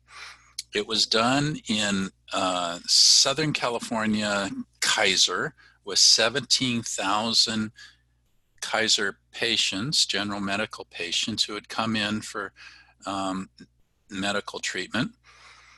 And it asked them a series of about 10 questions related to their childhood. And I don't have the 10 questions right in front of me, but it all has to do with childhood abuse, neglect, and household challenges, and how this might relate later in life to health and well-being. And they found an amazing correlation between adverse childhood events, such as divorce, death, substance abuse in the home, a parent being in the criminal justice system, actual abuse and neglect. Did I mention drugs in the home? And later in life,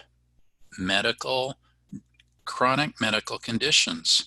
They found a strong correlation between people who had adverse childhood events the more they had, the more health conditions they had as an adult and as an elderly person.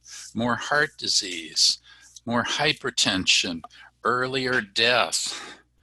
And there were some pretty amazing anecdotal reports by particularly women in their 70s or 80s who said in feedback about the ACE study said, no one has ever asked me about my childhood things that happened, such as sexual abuse and physical abuse as a child. In all of my 85 years, no one has ever brought it up, and I have never thought to mention it, and I'd actually kind of forgotten about it. But a pretty amazing study with direct correlations between adverse childhood events and later medical health and chronic medical conditions and early death. I heard one of the Kaiser doctors who authored the study at a conference about 15 years ago, and I was kind of blown away by it. So it just emphasizes the importance of honing in on childhood and adolescence as a very important time with very important influences, negative and otherwise, that can set the stage for the rest of your life. All right.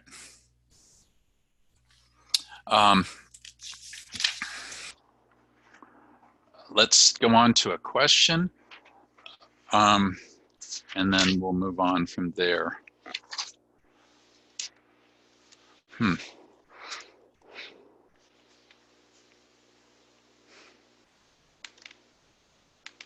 Okay, here we go. Oops, went too far. Question 38. Psychotropic medication is rarely prescribed for patients diagnosed with conduct disorder and oppositional defiant disorder. What special patient characteristics argue for this addition to a behavior modification treatment plan? Oh dear, I gave you the answer. Dang. A, co-occurring and emerging mood or psychotic disorders and co-occurring ADHD, or C, both of the above. Well, I already stole my own thunder by giving you the answer, but it is indeed co-occurring, emerging mood disorders, psychotic disorders, and ADHD. It's really important to look beneath the surface when you have a kid that appears to be a conduct disorder, oppositional defiant kid. I think this is why I wanted to mention the ACE study now, because it came to mind and I looked it up again during the break. Because there's an old line, it's a very tacky, vulgar line of shit flows downhill. If you have a kid that is beating up on other kids, who is violating the rights of others, who is sexually abusing, etc., younger kids, odds are it happened to them. They learned it honestly. They were abused and they abuse others. I have in my family a foster granddaughter, if you will, one of my nieces. Took her on at age 60, at the time a 2-year-old.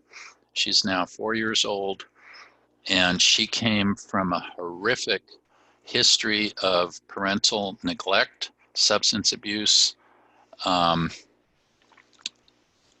jail for the husband, and finally death for the husband, who got into a horrific tire changer accident where the automated tire changer blew up in his face, and he died several months later in a vegetative state. In his 30s, he had been sent to jail several times for child abuse and criminal behavior. His wife, the surviving parent, was pretty heavily into substance abuse and affairs and neglect of the children. And it was no surprise that this 2-year-old was very protective and terrified at 2 years old as she was toilet training of anybody coming near her private parts. And she would scream out. And it was pretty obvious to everybody that she had been sexually abused by probably not her father, but by her older siblings who had probably been abused by family members, sexually abused. And it's several years later, she's calmed down tremendously with a lot of love and support. But it's pretty amazing what a young kid can show you in the way of how they've been treated, even from a nonverbal perspective. Very smart, gifted kid who is blossoming with a lot of love and attention and limits and structure. And she was, you know, she had to be taught how to be kind to animals and other things and other creatures weaker than herself, because she was beginning even at 2 years old to show conduct disorder symptoms. But it's been pretty amazing how she's turned it around with a lot of help. All right. Now we're shifting to neurodevelopmental disorders and psychotropics involved. What do I mean by neurodevelopmental disorders? Well, let's start with the old-fashioned mental retardation, which we no longer call mental retardation. We call it intellectual disability or intellectual developmental disorder. It's one of the last labels, if you will, that is being challenged in terms of the old terminology of being, there's a famous Boston, because he has a really strong Boston accent, comedian that talks about retards and, you know, retarded people, and this guy is a retard, and it's very funny. It's not so funny if you think about it. It's really not funny at all. But this is the culture we were raised in, and we're trying to overcome some of these crappy things. So anyway, this is straight out of DSM.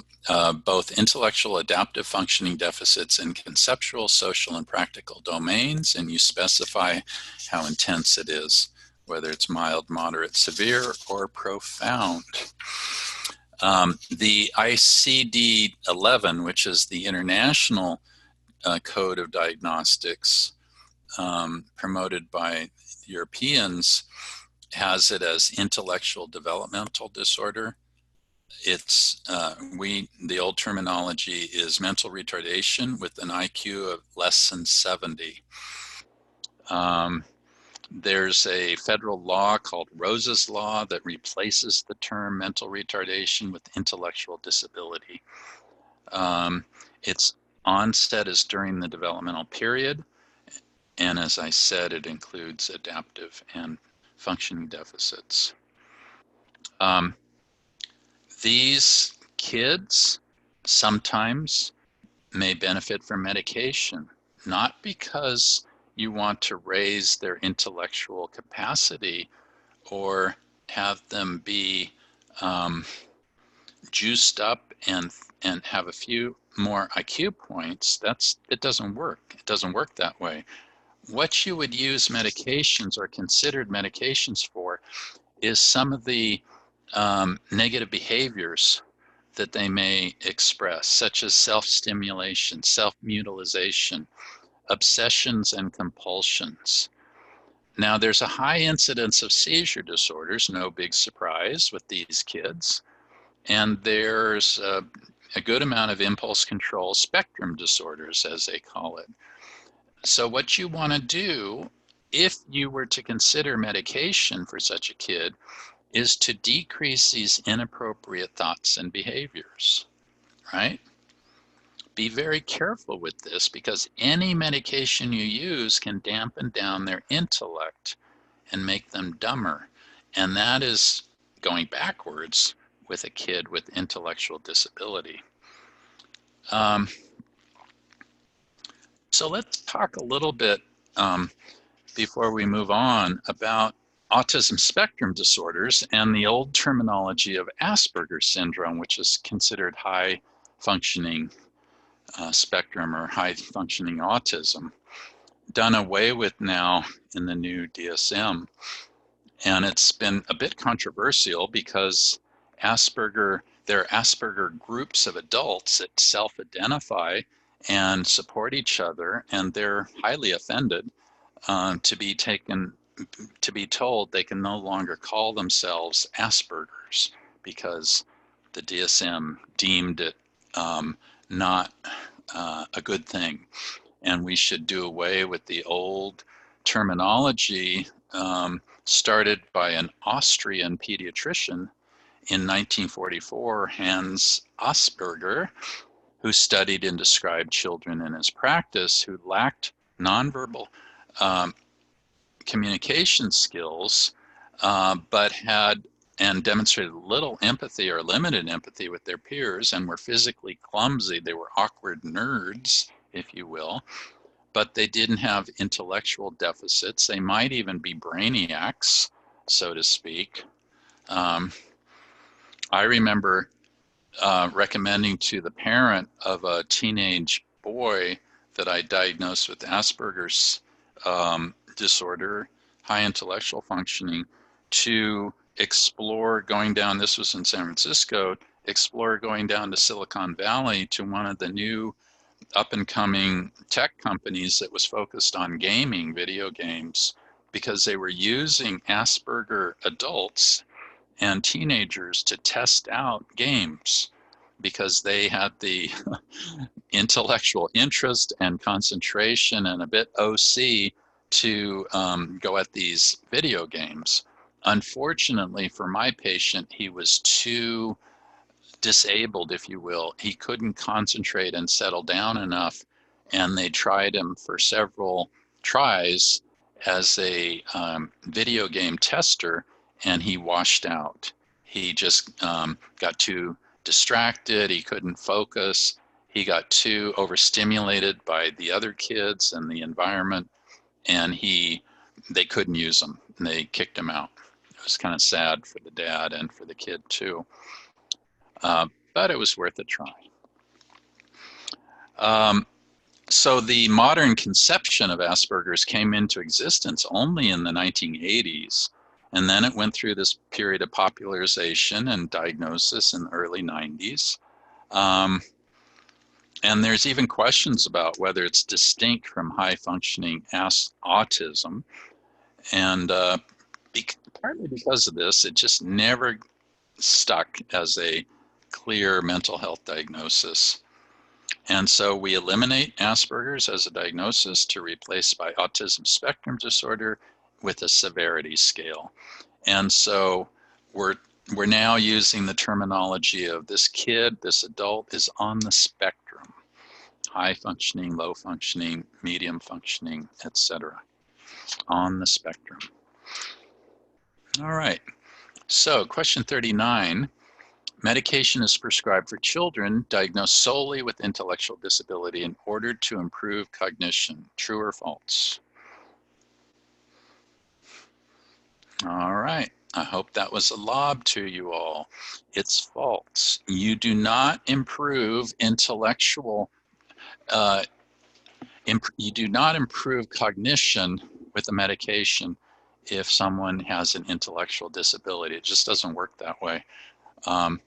However, if they have comorbid symptoms of mood disorders, anxiety disorders, low-level psychotic disorders, obsessive compulsive rituals and disorders, head banging, etc., you can find some help for the intellectual disability kid with the right choice, a family of medication.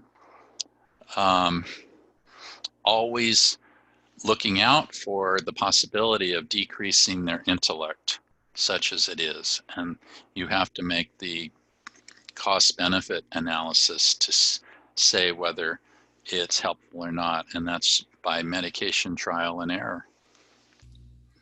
All right. So more specifically, let's look at autism spectrum disorder. This is straight out of DSM. Persistent deficits in social communication, social interaction, restricted, repetitive patterns of behavior, interests, or activities, and more than 2 of the following: stereotyped repetitive movements, insistence on sameness, inability to transition, freakouts when they have to make transitions, restricted fixated interests, hypo or hyperactivity of sensory input. They're overstimulated by noise, they're understimulated by noise. It's often overstimulated by sensory activity. This is why they cup their hands over their ears. They rock as a way of self-soothing, in my opinion, to manage too much sensory input.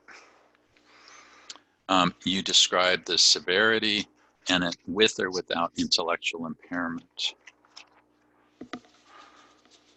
When my 17-year-old very impaired nephew visits and stays overnight once a year, getting ready for hemophilia camp, where the parents are given their own cabin and the kids are all taken care of by the counselors, and it's a wonderful thing done by the Hemophilia Society, giving a break and a vacation to the parents while the kids go to summer camp next door.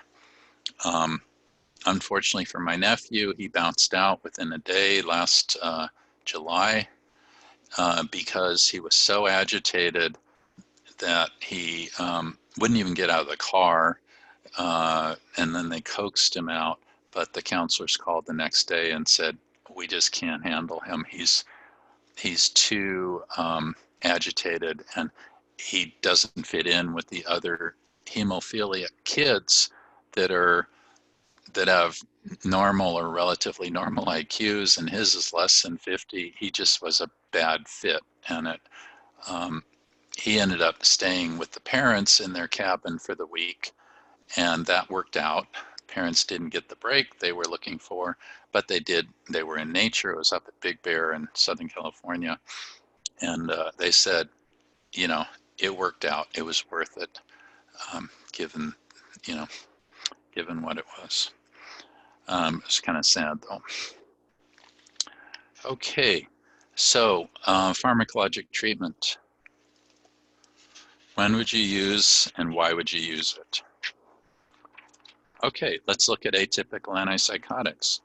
What are you treating here for that, say, autism spectrum or intellectual disability kid? You would treat aggression, irritability, hyperactivity, inappropriate speech, blurting out. You'd try a low-dose atypical antipsychotic, and we're talking super low dose because these kids are already neurologically compromised, and they tend to have exquisitely sensitive nervous systems that are sensitive to side effects.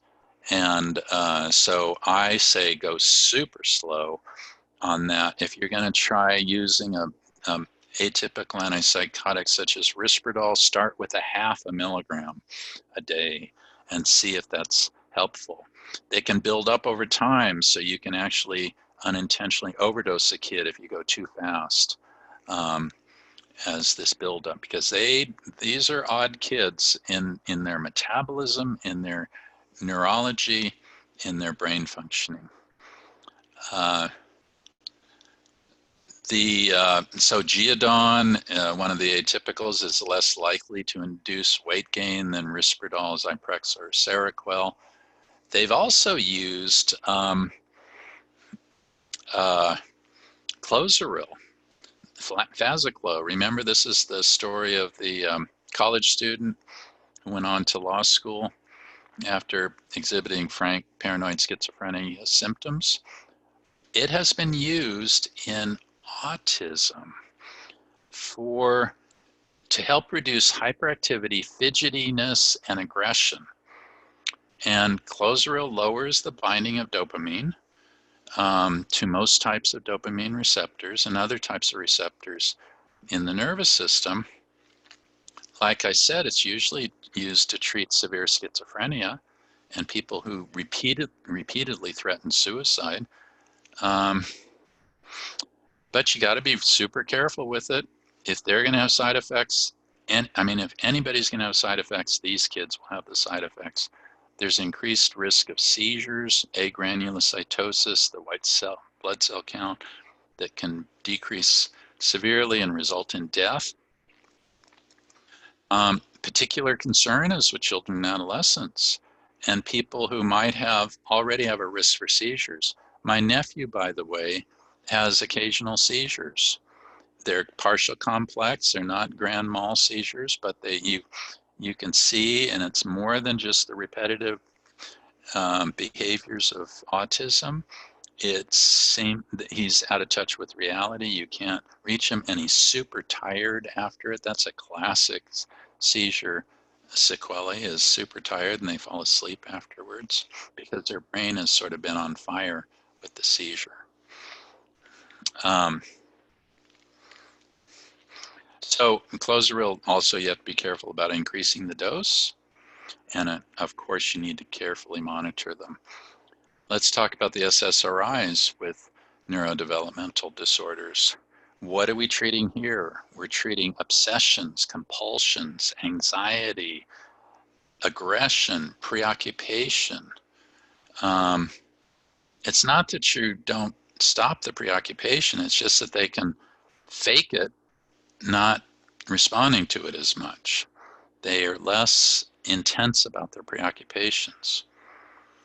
So I have treated a number of patients with neurodevelopmental disorders with SSRIs, and I have a couple. One I'll call Sally, that she was treated with different trials of Prozac, Luvox, Zoloft, and Paxil and then venlafaxine, the dual action antidepressant for repetitive behavior, social deficits, inattention, hyperactivity, language and communication, and there was a halfway response. In other words, a moderate response that was more worth doing than not doing.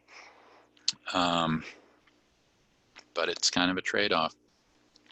There's also Revia, or naltrexone, the opiate antagonist that is used in alcohol and opiate addiction to decrease cravings.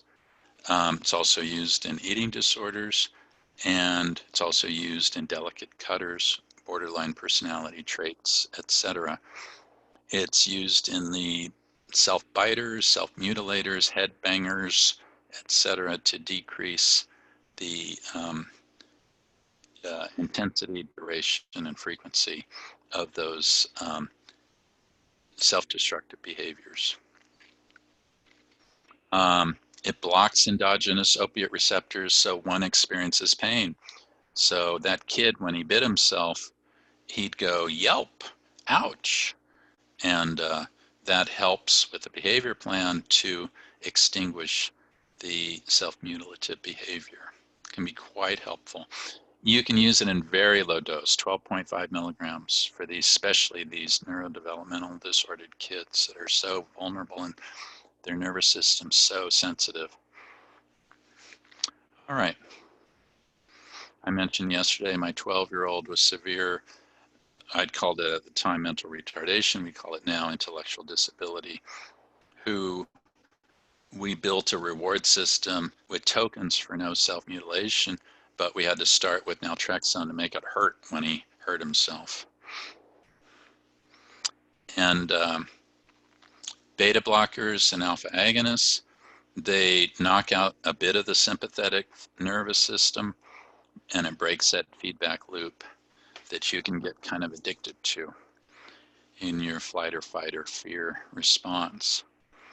And then I mentioned yesterday and I have more details about it. I'd forgotten some of the details about the little 3-year-old I'll call Sam, who we admitted to our inpatient unit. He had a diagnosis of autism, and he used kitchen sign, which is sign language that's only for the purpose of, it's often employed by hearing parents, and it's transactional in nature. Do you want to drink? Do you need to go to the potty?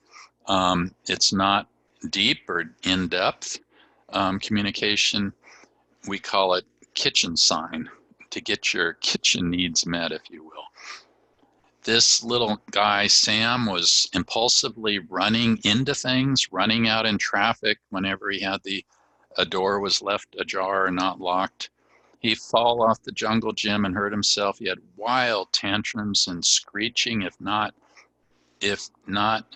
offered sameness, and he was pushed into transitions such as going to bed or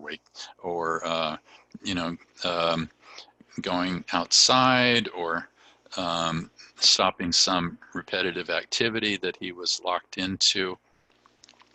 We tried different medications with him. We tried Prozac, the SSRI, that failed. And what worked was low-dose atypical antipsychotic. For him, it was 0.25 milligrams, 1/4 of a milligram of Risperdal, a very small dose, twice a day. And this allowed for a more robust response to the behavior program that he was treated with. And what did it result in? It meant that this little guy could then go off to preschool with his 1-to-1 aide, special ed preschool, and it allowed for toilet training, which is super important. A kid won't be accepted, can't be accepted in preschool, whether it's special ed preschool or regular preschool, until they're toilet trained. And that's often the variable that keeps these kids at home, is lack of toilet training. All right, let's shift to other disorders. We're going to talk about sleep-wake disorders, insomnia, which is a huge problem in our society in general. Adults, elderly people, kids, adolescents. We're going to talk about personality traits. We're not going to talk about personality disorders because almost by definition, someone under 18 doesn't have a fixed personality disorder. They have at most personality traits because development is evolving, right? And then we're going to talk about them for substance-related and addictive disorders. We're going to spend a good amount of time on those, one of my biases, and Tourette's disorder and medical disorders. All right, shift to the next slide, 154. Let's talk about sleep-wake disorders, and step away in your mind's eye from this issue for a moment and think about insomnia. What is worse in the world for you personally, or for people you know, or patients or clients you've worked with, than chronic insomnia? It makes you dingy. It makes you anxious. It makes you fuzzy-headed. It makes you have concentration problems. You can't remember the middle parts, right? Chronic sleep deprivation, which happens all over the place, untalked about for the most part, is debilitating. So when you do your treatment evaluation, your assessment, you're going to ask about sleep. And what time does Johnny go to bed at night? What time does Johnny go to sleep? Oh, it's that cell phone that you left in his hand that it's still in his hand, but he's asleep at 1 a.m. No, take the phone away from Johnny at 9 p.m. Have some boundaries. There's playtime, there's social media time, and there's sleep time and relaxing time. I was taught in medical school, I don't know if it's nonsense or not, but I kind of tended to believe it, that the human body does require sleep. And they've done sleep studies in caves where people have been kept up for days and weeks at a time, and they go psychotic and they kill each other as fellow participants in the study, or lack of sleep study, if you will. And they get terribly anxious and fuzzy-headed. Well, this happens for all of us with our stressful lives, and when we're working 60 hours a week and doing an MBA at night. I swear that I jokingly said I did my MBA through sleep deprivation, because there wasn't any other time to do it. But it's only a fixed period of time, and I'd catch up on other times and muddled through. And found it was worth the sacrifice. So if you do sleep deprivation, make sure it's time limited, and that you get, and by the way, this nonsense of catching up on your sleep, good studies have shown that you don't really ever catch up on missed sleep. Yeah, you sleep 10 hours that next night, but that doesn't catch you up for all the nights that you have slept 1 to 2 to 3 hours less than your body really required. And I believe there are health issues, chronic medical issues that are made worse by chronic sleep deprivation, and certainly mental health conditions are made worse by chronic sleep deprivation. And this happens certainly with children and adolescents. So look at insomnia by itself and as a symptom. Perhaps it is part of juvenile bipolar disorder. Perhaps it's part of an emerging psychotic disorder or an anxiety disorder where they are worried about that test in the morning and cannot rest, etc. Oh, I have to go back to my medical school comment because I lost track of that. So I was taught that if you can't go to sleep, you should still do sleep hygiene and make the sleep room congenial, if you will, to good sleep. Have maybe a night light on at most, but not big lights. If you're an ADD type person that needs background noise all the time, you may need a TV on in the background, but don't have something interesting, have something really boring on TV, so that you can lull yourself to sleep with that background noise. So if you're an adult and you're a fan of The Big Bang Theory and you've watched every episode several times, that's an ideal one, because you kind of know the script by rote, and it will actually help you get to sleep. Whereas if you're a new football game or a new entertainment person or singer or something you actually are halfway interested in, that's a mistake to put the TV on in the background with that.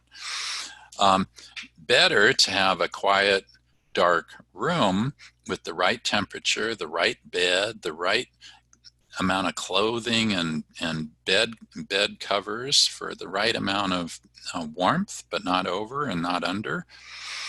And set up your kids' sleep environment to be conducive to rest. Back to the medical school point, I was taught, I don't know if I fully believe it, but I believe it part way, that if you can lie in bed and keep your eyes closed and the equivalent of relax, meditate, etc., self-relaxation, that's almost as good as sleeping. And I believe that's probably true in a halfway way. I don't think it's as good as sleeping, but it certainly lends itself to you getting some sleep and drifting off. Don't mess up your day or the kids' day by allowing them to sleep too much during the day and therefore mess up their sleep at night. However, some people, as I tend to work less, I find that I could actually benefit from 9 hours of sleep at night, maybe not all at night, but a nap during the day. Whereas when I was in my full-blown 60-plus hour work week, I got 6 to 7 hours at most. And perhaps I was a little dingy back then, more than I am now, I'm not sure. Use good sleep hygiene, as I mentioned, and also I learned some very good, I learned from a clinical psychologist who came to our boarding school when I was about 15 and taught us 3 or 4 techniques of self-relaxation. And I've used them over the years to relax myself when I couldn't get to sleep at night. They're kind of a pain, but they always work. And I'm going to share a couple with you. The first, and I was just talking with someone about this, and they sent me an article verifying the science behind this of serotonin release, is picture in your mind's eye a picture frame. It could be oblong, it could be, high up, it doesn't matter. Pick a corner like the top left and breathe in 1, 2, 3, 4. I'm looking up at a picture as I talk, to the top right. Then hold it 1, 2, 3, 4. Now you're at the bottom right. Then breathe out 1, 2, 3, 4. Now you're at the bottom left, and hold it 1, 2, 3, 4, and repeat as necessary. Around and around and around. It has several beneficial effects. It distracts you from the cares of the day and your internal dialogue and thinking and stress and worry. It slows down your breathing to deep breathing, which actually gives you more oxygen, etc. On the other hand, it also helps build up, because you're holding your breath between breaths. It builds up carbon dioxide in your system, and carbon dioxide is a soporific and will have you start going to sleep. So a way to kill someone is deprive them of oxygen and give them a lot of carbon dioxide. They'll slowly drift off and go to sleep and not wake up. So oxygen is important. It also, and this is relatively new science, causes, by holding your breath, it causes release in the serotonin neurotransmitter system. And serotonin is soothing, calming, decreasing anxiety, decreasing depression. So it has several different benefits to it. Okay, a second technique. This is more of a body technique, and it's all about deep breathing too. Start at your toes in your mind's eye and clench and relax your toes. Start going up and deep breathing. Clench, hold it, hold your breath, breathe out, move to your ankles. Clench, hold it, breathe out, go to your calves. Clench like a Charlie horse, relax, or hold it, relax. Go up your body, your knees, your groin, your abdomen, your chest, your fingers, twitch them and relax them. Go up to your shoulders, your neck, move it around a little bit, your neck, relax, hold it, relax. Your ears, try to wiggle your ears even if you can't. Squint with your eyes and open and relax and close your eyes again. Try to scrunch up your forehead, and you take about 5 minutes to do this. It's a slow process. It's deep breathing. It's focused on something like your body, which you're relaxing anyway, which is kind of cool, right? And you're putting yourself in a sort of suspended state. A third one that I think is the killer of all killers, because it always works with me, is a movie set. Do you remember Sunset Boulevard with Norma Desmond coming down the sweeping staircase saying, "I'm ready for my close-up, Mr. DeMille.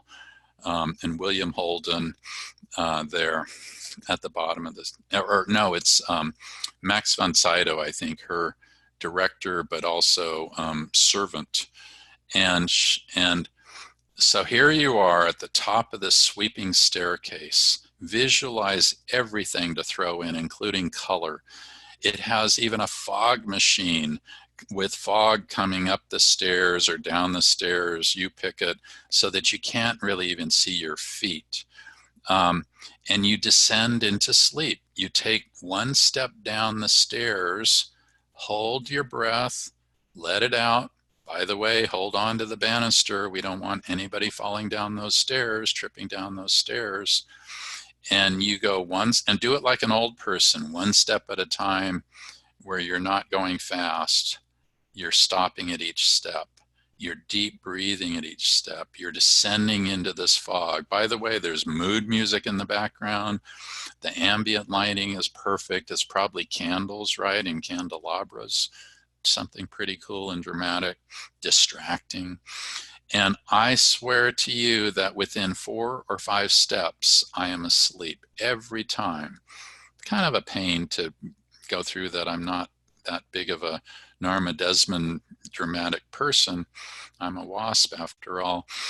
But it really works. It works every time. You've avoided medication. Okay, but now we have to go to medication. Anybody wants to chime in? This is a good time. Anything verbal, I can't read your comments. What has worked for you? Does it make sense to you? You can teach kids these techniques. They love it. I loved it when I was 15 years old in boarding school. I remember it to this day. I teach my patients. Okay, now we shift to meds and start with the simple meds, the OTC over-the-counter meds. Start with the antihistamines, Benadryl, Sleepy, Sominex, etc. But these are all antihistamines, so you're going to be drowsing the next day, possibly. You're going to have some dizziness. If you wake up to go to the bathroom, you might fall. There might be a lack of coordination. You might have some forgetfulness. It can constipate you. You can have urinary retention. You can have blurred vision, dry mouth, and that can mess up your sleep. Oh, like Gobi Desert mouth or Sahara mouth. So they work, but there's a price to pay for them with these side effects, which kids tend to tolerate pretty well, by the way.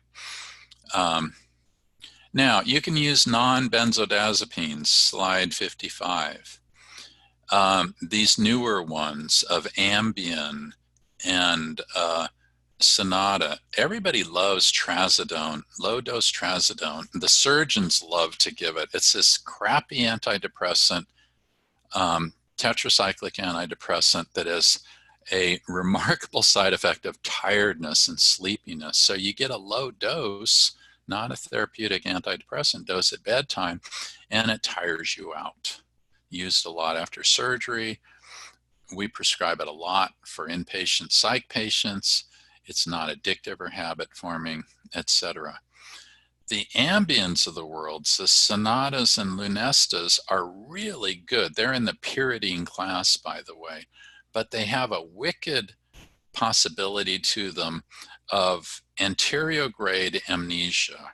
And that is when you take a pill, you're in a blackout state after that, doing things, sleepwalking, sleep eating. You're at the refrigerator and you've eaten that half of the apple pie and you're not even aware of it. You're in an altered state. And this happens, I can't give you percentages, but it happens enough to be kind of alarming. And it tends to run in families. If one person has this blackout anterograde amnesia from these pyridine medications, it tends to happen in other family members. And I have a case example of a nephew-in-law who was arrested by police after he sideswipe cars and mailboxes in the middle of the night, 2 a.m., in his red pickup truck, leaving red scars all over. It's really identifiable. The police came to his house after this rip and run type thing, and he was in his underwear, asleep, tidy whities and undershirt, and asleep, and saying, "Why are you arresting me? What have I done? You were drunk driving." Well, did you do a breathalyzer? Yeah, it didn't show anything at all. What it was he took Ambien, and he had an anterograde amnesia. And actually, I testified in his trial. I could not testify as a expert witness because he was my nephew-in-law. That would be biased, right? But I could testify in court as a fact witness about the properties of Ambien, saying to the court and the judge and the defense, the prosecutor, I can't say anything about this guy, but I can tell you about this problem of anterograde amnesia with this medication. That's all it took for the judge to dismiss the case, because the judge said, well, he can't testify about this individual, but he educated us in the court about what can happen with Ambien, and the guy had no blood alcohol level at all when they did a breathalyzer on him. As the cops claimed, he was drunk when he did this. He still had to pay the fines, fix the cars and mailboxes and all that. I certainly wouldn't want to have him avoid the reality and the consequences of his behavior, but he wasn't put in jail, and he wasn't sentenced for drunk driving. Okay, we're going to roll up to right to the top of the hour before we quit, or at least close to the top of the hour. So let's head to the benzos for a minute for sleep-wake disorders. You would want to use, if you wanted to use a benzo, it would be temporary and episodic. There's nothing wrong, in my opinion, with prescribing or using a benzo to help with sleep if it's no more often than, say, once a week, once a month, once every 2 weeks. If you're going to use it nightly, it's not going to be effective after a while. You're going to become tolerant and dependent on it, meaning you won't be able to get to sleep without it. And there's pressure to increase the dose over time. This tends to happen less with the short-acting benzodiazepines, temazepam, Restoril, which I'm frankly a big fan of. It also works very well with cross-country plane travel, where you're going from one coast to the other coast. It's a 4 to 6 hour, depending on the Gulf Stream air trip. And I have a number of times, especially when I was traveling like 3 out of 4 weeks of the month, and traveling to the East Coast and back again to California frequently, I would pop a temazepam and sleep through the trip. It's short acting. The active life is about 3 to 4 hours. And so it's not so great if you want a full night's sleep, but it's perfect, and it's touted as the medication of choice if you have, like, you wake up at 2 a.m., well, you can pop a 15 milligram temazepam, and you'll wake up at 6 a.m. alert and not drowsy. Whereas that is not the case with the older and longer acting benzodiazepines such as Valium, which has a long active life of like 10 to 12 hours. So you will, if you take a Valium, you'll wake up in the morning feeling woozy, and you'll spend the morning feeling a little fuzzy. That doesn't happen with temazepam. Dalmane is the classic older one that people use. I think it's terrible, but it's there for completeness. It's got a very long half-life, and very active life. By the way, half-life and active life, in my sort of simplistic way of thinking about these things, the active life of a medication tends to be about half the length of time of the so-called half-life of a medication. Half-life is the medication is still active in your body, but the active life is something shorter, and it has to do with the activity of the medication. I hope I make sense when I say that. So I've had patients, actually, let's go back to children and adolescents. I have rarely used sleep medications to help kids with sleep. I have instead pushed behavioral things, self-relaxation, some of the techniques I just taught you, and also judicious use of their other medications to not take a stimulant at bedtime, right? That would be stupid. To take a sedating medication at bedtime, not in the morning, to mess up their school and etc. In other words, judicious timing of the medication based on side effects and effectiveness of the medication to help with that. I have not, and I've also taught the idea of you don't need to sleep. At least you don't need to sleep as much as you think you do. Simply lie